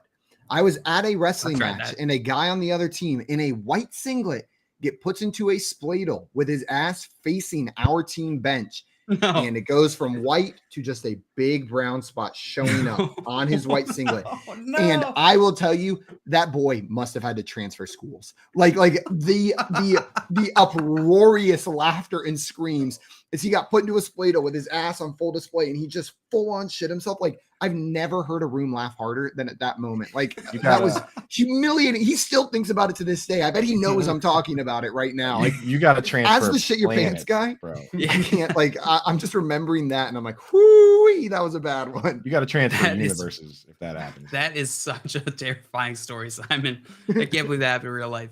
Oh, so that was actually my question that I was going to ask is what color suit am I wearing? You know the answer, Coop. You know the answer. I think I do now. Clear. Fresh It's white, and you're going clear, commando. translucent. Yeah, it's like a linen. It's very light. Very breezy. Very light breezy. Yeah. It's actually a mesh tuxedo. It's basically just a dryer sheet made into clothing. So okay, so I do have since that question was kind of already answered. Now, with the being picked dead last, what position do I play? Because I feel like depending on the position, I might have a little more hope being picked last. Right? Like if I'm a punter, I don't mind being picked last. I think I have a pretty good shot still. Coop, I think you know the answer to this. You're tight end. Oh, all right, nice. Are we all tight ends? You are tight ends. Yeah. Okay. We're all tight ends. All right. Yeah. I just don't feel See like the a tight connection? end, though. What are you feeling like, Simon? I don't know. I feel a little like a little saucy, like a linebacker. Nah, you're like tight end. that's how I feel. You're tight end. A linebacker would never shit his pants. Saucy linebacker. Tight end would this is totally the shit last. his I think a this is the linebacker specifically would shit their pants. Wait, are we also a tight end in the first round? We're a tight end regardless. Regardless, yeah. Ah, dang it. Dang it. I'd rather be the person in last being a tight end than the one in the first round. Right, yeah. Could be Where in the wrong. first round am I selected? Last. Oh. 32nd in the first round. Okay, so even then, no, I'm gonna change that. You're drafted in like the top 15 maximum viewership here. Okay. Now, what team do I get drafted to? You get drafted to the Seattle Seahawks. In both instances? Yeah. Would the Seahawks consider changing their name to the Sharkhawks? they will consider it, or at least they'll tell you they'll consider it. My favorite nickname. My favorite nickname I've ever heard for the Seahawks was the Rain City Bitch Pigeons. will they change their name to that, JL? Yeah. They'll.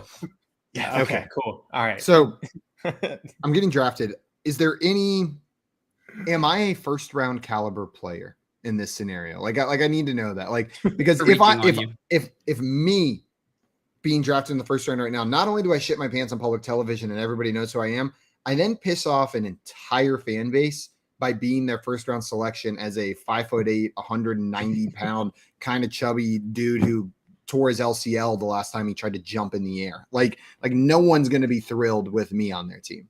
So I need to know like a there's Noah some talent. Fant level where you got hype, but it could go either way. Yeah, or like an OJ Howard.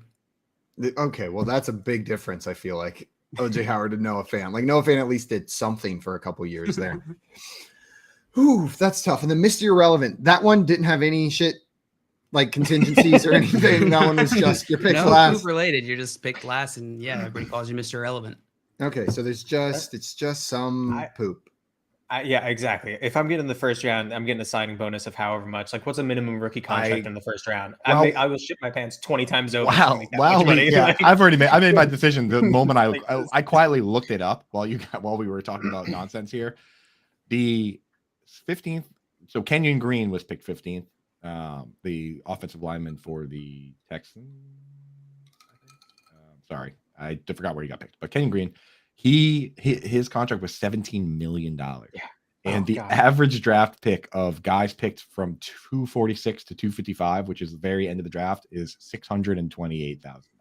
So I would not only poop my pants, I would poop everyone's pants in that room. I would just walk around pooping everyone's pants. Just throwing it everywhere. Just everyone. Yeah. I'd be celebrating. I'd be throwing it up in the air. Like, oh yeah. I know, right? I'd poop my pants and grab the microphone and go, oopsies, I made a poopsie on national television for that kind of money. And then you just stick your ass towards Roger Goodell. You're like, wipe me.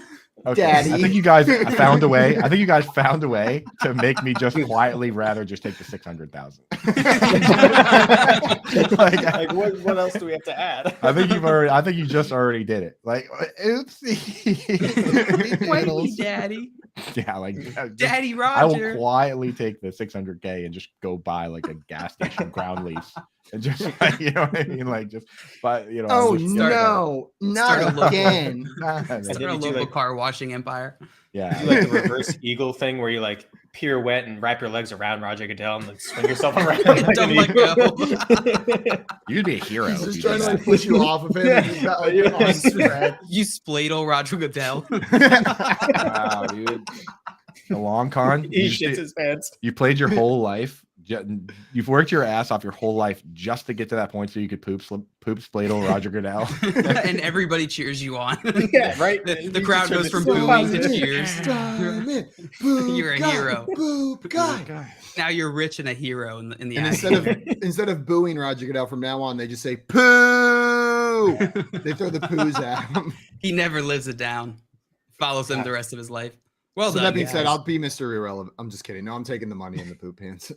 Take the money in the poop. Still. Yeah, money in the poo. Yeah. Tim, Well done, are you guys. pooping your pants too?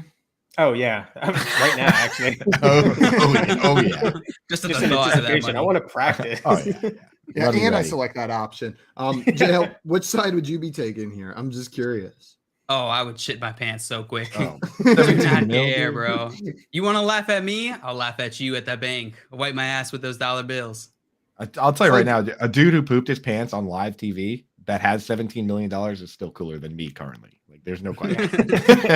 You know who was a really happy guy? William Hung. He was laughing all the way to the bank as you bought his Christmas album for $14.99. You know what I mean? Like that dude, the whole world was mocking him, and he was like, "Mock away! I'll keep giving you CDs if you guys keep buying them." It's okay to be the laughing stock when that laughing stock brings you tens of millions of dollars. Yeah, it's a lot easier to get over that. Shout out William Hung. Shout out William Hung. Shout out, I hope dude. he's doing all right. I haven't thought about him in years. Guys, coming up, we are going to be answering your questions and talking about this weekend's games. So if you've got fantasy questions, throw them in the chat. We will get to those, and we're going to do some breakdowns for Sunday's football games. Right now, you are listening to the Front Yard Fantasy Morning Show here on Better Sports Network. Front Yard Fantasy, weekday mornings at 7 Eastern. Yeah, sorry. I'm just banning the porn bots real quick. Whenever the porn bots, I will say, dude, whenever the porn bots show up, it means we're doing something good. It means that we're showing up. So, you know, they wouldn't find us if we weren't, if the live stream wasn't good. So, you know what? We welcome you here.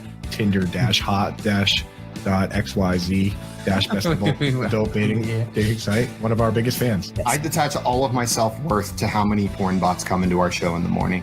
If we don't get any porn bots, I go the rest of the day thinking, like, what did I do wrong? Why didn't Tinder-xyz.com want to hang out with me this morning? Yeah. People ask, how was the show? I'm like, not that good. No porn bot showed up. Moose and Keith, weekdays at 10 a.m. Eastern. Because I never asked you this. When Noah was growing up, when did Noah first where you got a sense that this is what my son wanted to do? I was really busy during his formative years. I didn't meet Noah until he was about 19. Nice. So, your wife did a good job. Yeah, you may want to talk to him. I would say about he started showing a legitimate interest.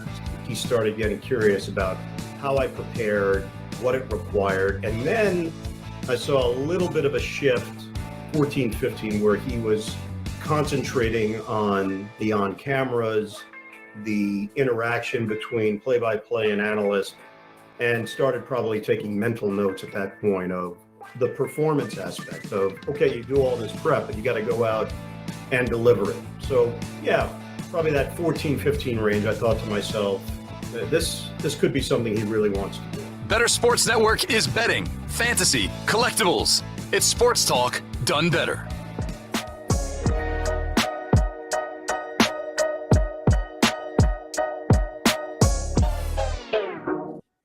What's up, everyone? Welcome back into the Front Yard Fantasy Morning Show here on Better Sports Network. It is week 13. We asked producer Keith if Tim could stay over for dinner and hang out with us to answer questions. He said yes. So Tim gets to stay. Sleepover.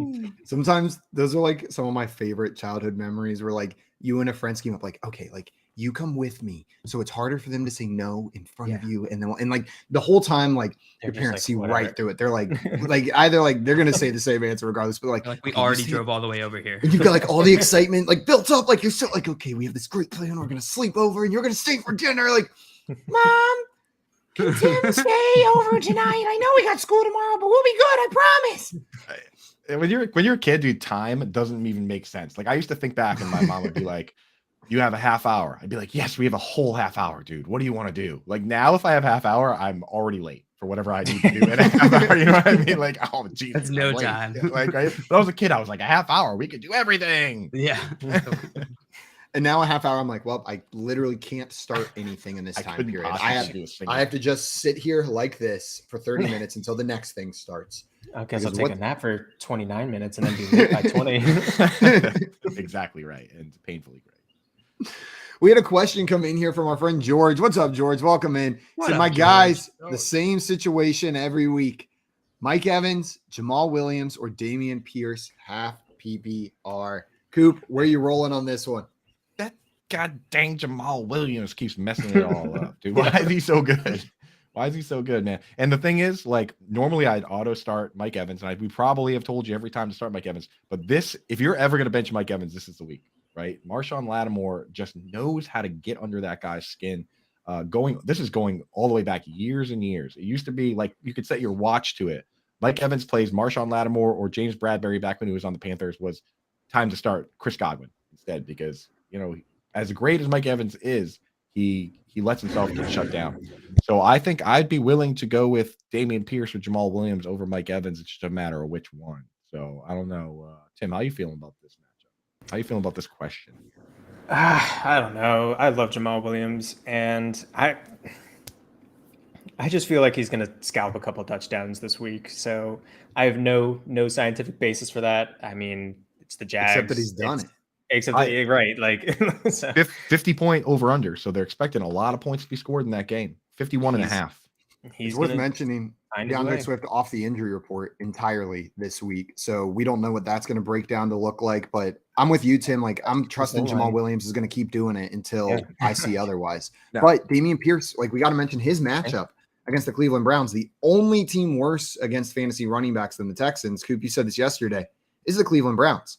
They are the best matchup for opposing fantasy RBs. That's who Damian Pierce is playing.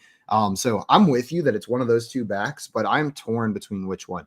Feels oddly safer with Jamal Williams, even with Swift coming back. It just with what we've seen from Pierce and how that team can go down big. But the matchup is juicy and enticing. There's only one thing to do now, boys. JL, break the tie for us. Which way are we going? And the tie is none of us chose. The tie. We just kind of kept pushing we just kind of kept kicking the can down the road to make you answer the question. So JL, go ahead. I will answer this. I got you, George. You don't need these other guys. Mike Evans. I would go. I gotta go. I gotta go. Call back at 3:00. Ask for Nando DeFino. Like, I would go probably Damian Pierce here. I think Mike Williams. I think Mike Evans is probably has the higher upside here. Coop did call it last time. The last time Mike Evans got thrown out of the game, and he said it on this show that might happen, that will happen, and it did. And so I'm hesitant to be like, oh, he's not going to do it again. Like Mike Evans is going to learn, but maybe it will. I think I would go Damian Pierce. It's close enough. And that Cleveland matchup is just. Yep, I'll say it. And you're never going to start, if you're not going to start Damian Pierce over Jamal Williams this week, you never will. And the other thing for Damian Pierce is that he said it's full PPR. Jamal Williams has not gotten a target in 4 games, bro. He hasn't gotten a target. He hasn't even been targeted since week 8. And now with Swift back, there's almost no reason to, which kind of caps the ceiling for Jamal Williams. Remember that week we were playing family feud and we're trying to guess the top 8 backs or whatever, and Jamal Williams scored 3 touchdowns, he wasn't even in the top 5 for full PPR. That's kind of caps your ceiling when you're not catching a single pass. So I'll take I agree. I think it's Dameon Pierce is the play this week versus the Browns. George clarifying, saying 12-man league, but I'm playing against Jefferson, Tyreek Hill, and Diggs, so just need the highest upside. So he's just hunting for upside Pierce, there. bro. It's still Pierce. I really don't like Marshon Lattimore versus Mike Evans. It's not worked out well for Mike Evans. I'm going to pull up Mike Evans' stats versus. They haven't been good. Him and Tom Brady have just not. I'm going to pull up his historical games versus the Saints. So, but get your questions in now. I see Lucius in the chat. What's up, Lucius? Eric in the chat. Fantasy Nav. What's up, baby? On the last one, he said, "I'll immediately poop my pants for $1 million." Yeah. So I see Jolly Rancher in the chat. What's up, Jolly Rancher? Welcome in, Mom. You just missed all of us saying that we would poop our pants for millions of dollars. And talking about when Simon, really all of us, I think experienced this of staying over a friend's. So. Me and Landon, the number of times we pulled that move. Lucius in here had a question about Justin Fields. Adam did as well. So I wanted to hit on that. Justin Fields fully off the injury report, coming back to play against the Green Bay Packers this week. What are we expecting from Justin Fields in his first week back? Do you think you can go ahead and just start him? Coop? I'm looking up something from Mike Evans. Oh, John Luke? Yeah, I think you can. He's off the injury report. He's going to play, and I might see him be limited, but it's against this Green Bay defense, which really hasn't been too scary. So I'm down to start him. I'm not going to start him over probably most top 12 options this week, though. I don't think I'll put him in the top 12. So if it's a 1 QB league, I'm probably not starting him. I'm playing him. If Justin Fields is healthy and out there, what he's done for fantasy this year, I'm just playing Tua? him. Not over Tua. No, Tua's over Deshaun Watson. I think over Deshaun Watson. Like there's a question mark there as well, right? So I'll take the guy where it's the injury question mark, but we've seen it this year. But that's around where the line is. Like Justin Fields healthy, I'm plugging him in over everyone except for those must-start guys. Kyler? The Tuas, the Josh Allens. He's in that Kyler tier, right? I think I'd take Kyler because Justin Fields is injury, but like he's up there. He's up there for me. Only Jalen Hurts, Josh Allen, Patrick Mahomes, Joe Burrow, Justin Herbert, Lamar Jackson. Like those are the guys that you definitely start over him. And then it's Justin Fields for me. What do you think, Tim? Yeah, I like Justin Fields. He's one of those competitors that even if he is a little bit injured, I mean, we saw in his college days, he wants to play. He's going to put his body on the line regardless. Maybe it's a bad idea, but I think he wants to beat these Packers, and I think he's going to do it. He's going to do it however he can, even if he's a little bit injured. The dude's he's fun to watch, man. It's fun to watch. Get him in your lineups if you can. Let's get 150 yards on the ground this week, Fields. Welcome back. I want to see another one of those games. Those are a ton of fun. And then Adam, just a little more specific. Oh, what's up, Coop? So I want to say that I now have, using the power of technology, high-powered computing via God and anime.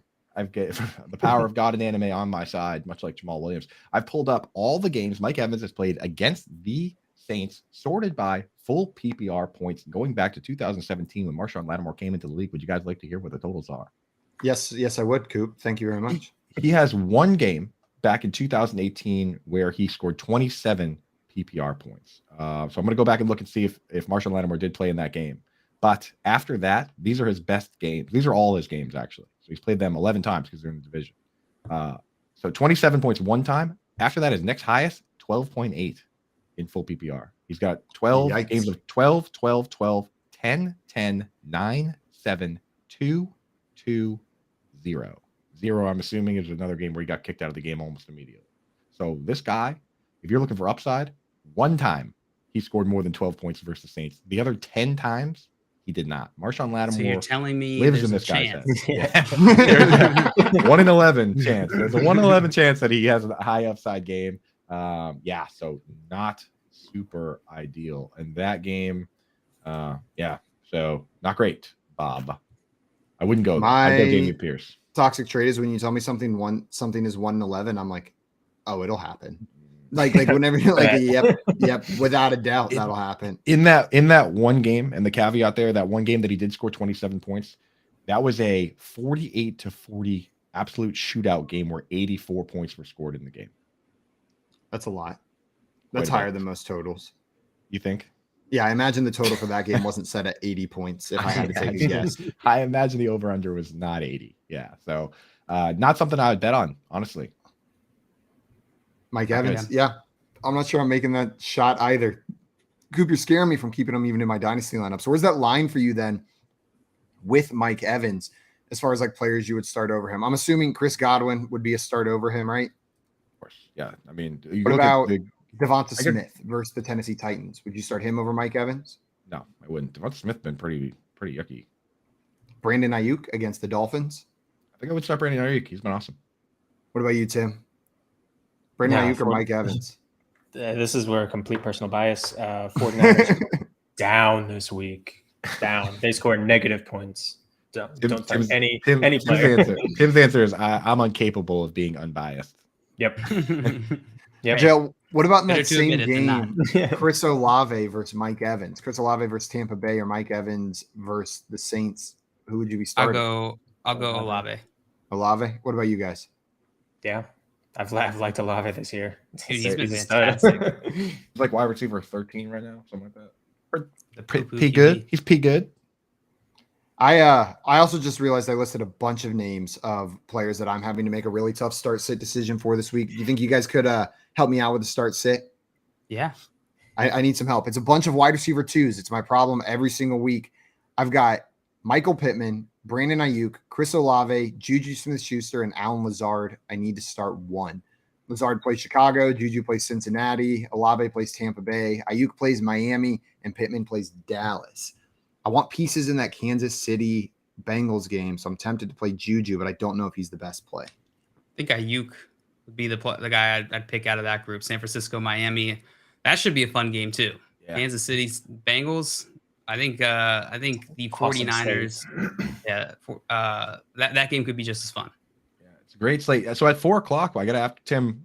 I know your answer already, but at 4:00, at 4:00, boys, you have two TVs. One TV has Red Zone on it. The other TV, you can put any 4:00 game on.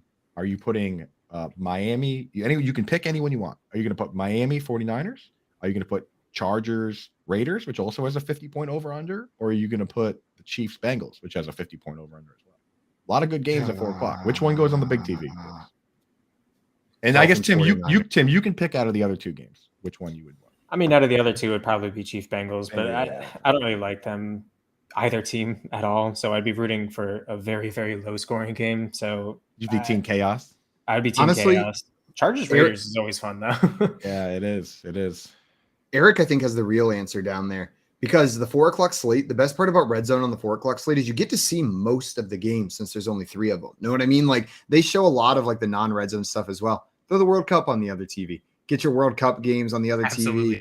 Oh, actually, World Cup will be done by 4 p.m. Yeah. They're going to be over. Eric, I take back every nice thing I said about that answer. It was wrong, and I will not do it. Ooh, I've been a sucker for Dolphins games this year. Tua, Tyreek, and Waddle are just so much fun to watch that I like putting them on the TV. I'll probably flip back and forth the big TV between that one and the Chiefs Bengals game, and whichever one's closer or whichever one looks good, I'll switch to that one. But that's the tiebreak right there. It's gonna be a fun uniform game. I always root for those kinds of games too. Patriots had a fun uniform game last night, but I started watching it. I was so confused. I was like, who's playing? What is going on right now? It was Bills versus Bills. Yeah, I do love those. The red jerseys with the white helmets. It's a sharp look, but they did not look super cool last night. I like the throwbacks. Yeah, not all of them. I'm a big fan. Which one are you not a fan of?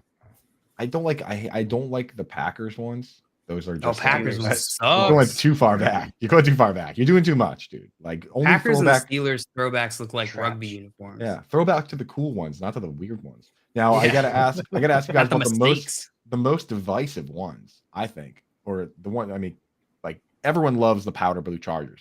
I think the ones that people are either love them or hate them are the Tampa Bay Bucks creamsicles. Where do you guys stand on the creamsicles? I love them. I love that color. It's so tasty.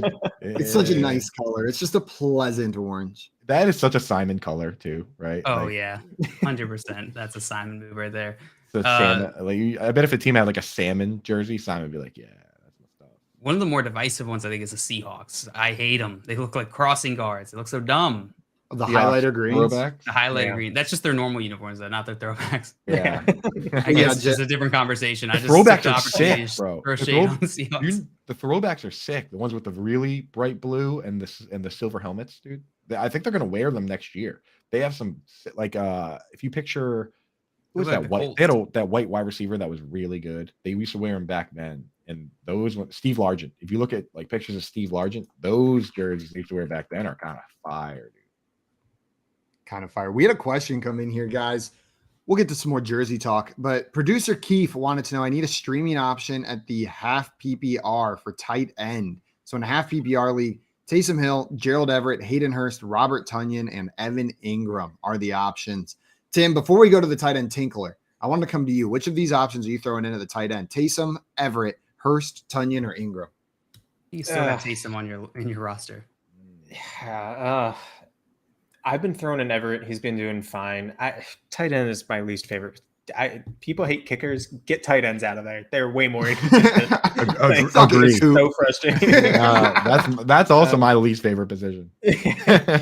I would probably go Everett, but I think Hayden Hurst could be a sneaky play this week. I want that game to go off, but I also want it to not. If I'm watching it, I want no points scored. I want everybody to be sad. But if I'm doing a DFS lineup, obviously I'm throwing Hayden Hurst in there because I think that would be a solid start. Yeah, I mean, I look at these matchups, man, and I do have a bias towards this player, but the problem with Tonyan,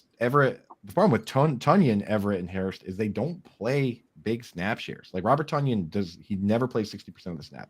Gerald Everett, even when healthy, has only one game with over 70% of the snaps. Last week he played like 50% of the snaps. And then Hayden Hurst, I would pick Hayden Hurst if Jamar Chase wasn't playing, but he is, right? So now Hayden Hurst is basically the fourth or fifth best option on that team. Evan Ingram ran 81% of the routes last week, which is top 5 for tight ends. And he gets the Lions, which is a bottom 4 team versus the tight end. And the game has a 50-point over-under. Like if Evan Ingram can't do something this week, then I don't think anyone should even sign him next year. You know what I mean? But for me, I'm going with Evan Ingram one last time. I'm going to let him break my heart one last time. Yeah, Detroit matchup. Yeah, Detroit matchup with Evan Ingram is very enticing. So is the matchup for Gerald Everett going against the Raiders, which are absolute poo-poo. Yeah, it's half PPR, so basically touchdowns are king. If it was full PPR, I would definitely say Evan Ingram. But I'm with Tim that like you might just want to take Everett and Hurst and say, hey, this game's going to be the games both should be shootouts, and just hope your guy scores the touchdown. You know, when a touchdown when it comes. But I would go Everett over Hurst personally, just because think about target pecking order. It goes on that team. It goes Keenan Allen and then Austin Eckler. Honestly, Austin Eckler has like the 4th most receptions of any player in the entire league. So Austin Eckler is probably first, and then Keenan Allen, and then Everett because Mike Williams is out with the Bengals. It's like Jamar Chase, T. Higgins, Tyler Boyd, Samaje Perine is right there with Hurst. You're setting yourself up for low upside. I'm with you. So Gerald Everett, do it fine. But if you want to get crazy with me, get Evan Ingram in there, boy. In that Kansas City Bengals game that we've been talking about, the Chiefs Bengals game, Juju Smith-Schuster coming back from injury, coming back from that concussion. Are you guys trusting him in your lineups, or are there other Chiefs receiving options that you're excited about? Because while this is expected to be a high scoring game, outside of Travis Kelce, it seems pretty ambiguous on who the starts are on the Chiefs side of the ball. I have no idea. I haven't known the entire year. I don't claim to start knowing now. There really Juju could be a very back end wide receiver 2 or a high end wide receiver 3 this week. It's sort of how I'm viewing him going against Cincinnati. It's not the easiest matchup for wide receivers, and like just alluded to, it hasn't been super clear. Juju did have a pretty sweet run there for a little bit. Do we know if that's going to continue? Yeah. Now the real kick in the pants for this situation is the Chiefs. All of a sudden, Andy Reid decided that he was all of a sudden going to be Kevin Stefanski over there because Noah Gray quietly in back-to-back weeks has played 60 and 66 snaps. Last week, Travis Kelce played 63 snaps. Noah Gray played 50. So here are the pass-catching snap leaders for this team. Justin Watson, inexplicably leading the team with 64. Travis Kelce next, 63. Third, Noah Gray with 50. After that, you have MVS with 44. Sky Moore, 35. Juju only played 29. And then Cornell Powell, old Corn Powell, came in for 2 snaps and did 0. If you blinked, you missed him. Go Tigers. Go Tigers. Old Corn Powell. Did you guys used to chant that at the stadium? Corn Powell. Corn Powell. Yeah, every time. Every time. I saw a hot tub on TikTok yesterday that came with a place to cook corn in it. Have you guys seen that? You just said Corn Powell. It made me think of it. Is it just the tub? Well, it's a wooden steam hot tub. And on top of the area where the steam is produced, they have a grill area where you can like roast corn with the same steam that they're using to heat the water for your hot tub. But it doesn't like recycle it. So, but I was just like, why just corn? You never had chlorine corn, dude? Yeah. Chlorine corn. Oh, dude. Chlorine. Corn cooked with your own dirtiness? So chlorine on the cob? I will say I'm the stew. I will say that like you could hypothetically, if the water's hot enough, take corn and put it in a bag with butter and kind of sous vide it in there with you. You know, I don't think that's crazy. No, I don't think so. But maybe a Chicks little bit love gross. that, dude. You just you're in the hot tub, dude, and like you get in there first and get the corn going. Then you know, make sure it's a public hot tub, and then a hot chick pops in, and you don't say anything, but you just reach it down into the water, and you say, "Do you want some corn on the cob?" And she goes, and right before she can get out and scream, you actually pull out corn on the cob, which is hilarious. It's just absolutely like problematic doused behavior. in butter. Yeah, if you ask her if she wants just slippery and you're like sliding around, you're just bathing in butter. It's I can't believe it's not butter melted down. If you reach your hands under the bubble and say, "Do you want some corn on the cob?" and you don't have corn on the cob under the water, you're probably getting arrested. Oh, without a doubt, you're getting arrested. No, for which reason? Dustin and Years, glad to hear Noah Gray brought up. Wrote about him in October, and people gave me crap about him. But yeah, Noah Gray's been doing it recently. Been showing up. Is he startable, Coop? Is Noah Gray startable? So at Fantasy Alarm, a lot of my content is free. I post my rankings for free. I put my my weekly rest of season articles for free. Go over to Fantasy Alarm, type Andrew Cooper Fantasy Alarm into Google. Stuff comes right up. It is gold, I tell you, Jerry, gold. But the other stuff, the DFS stuff, that's behind the paywall. But I will give you guys a quick peek behind the paywall. I do like Noah Gray, $2,700 on DraftKings this week. Get him in a lineup because that's basically free, and nobody else in that range is playing 60% of the snaps. So yes, I do like Noah Gray in DFS. I'm not going to start him in a real league. That's crazy talk. Tommy said, and you eat the corn on the cob the long ways. And that'll do it for the show today, folks. The long way. Yeah. I mean, dude, anybody can catch a shovel pass touchdown on that Saints. I'm sorry, in that Chiefs offense. You know what I mean? They just hit that plays shovel pass yesterday, Simon. Unstoppable. Yes, I did. Pass. I do not like shovel passes. They are my like a mortal 15-yard enemy. shovel. Mortal enemy. Guys, everybody, I want to thank you so much for hanging out with us this morning. Thank you, Tim, for joining us. Thank you, Vinny, for coming up here with us. And thank you, everyone in the chat on BSN and YouTube for hanging out with us this Friday. Coming up next, we've got Moose and Keith, followed by Lunch Money presented by Fantasy Guru, and then Corey Nando and friends right after that. But you can catch us on Sunday. Coop is on from 9 to 11 right here on BSN. And then Jalen and I will be on with our friend Joey this Sunday from 11 to 1 p.m. Eastern time. Until then, though, we are out of here. Enjoy your weekend. Enjoy your football. Enjoy the World Cup. And we will see everyone on another time. Go Fins.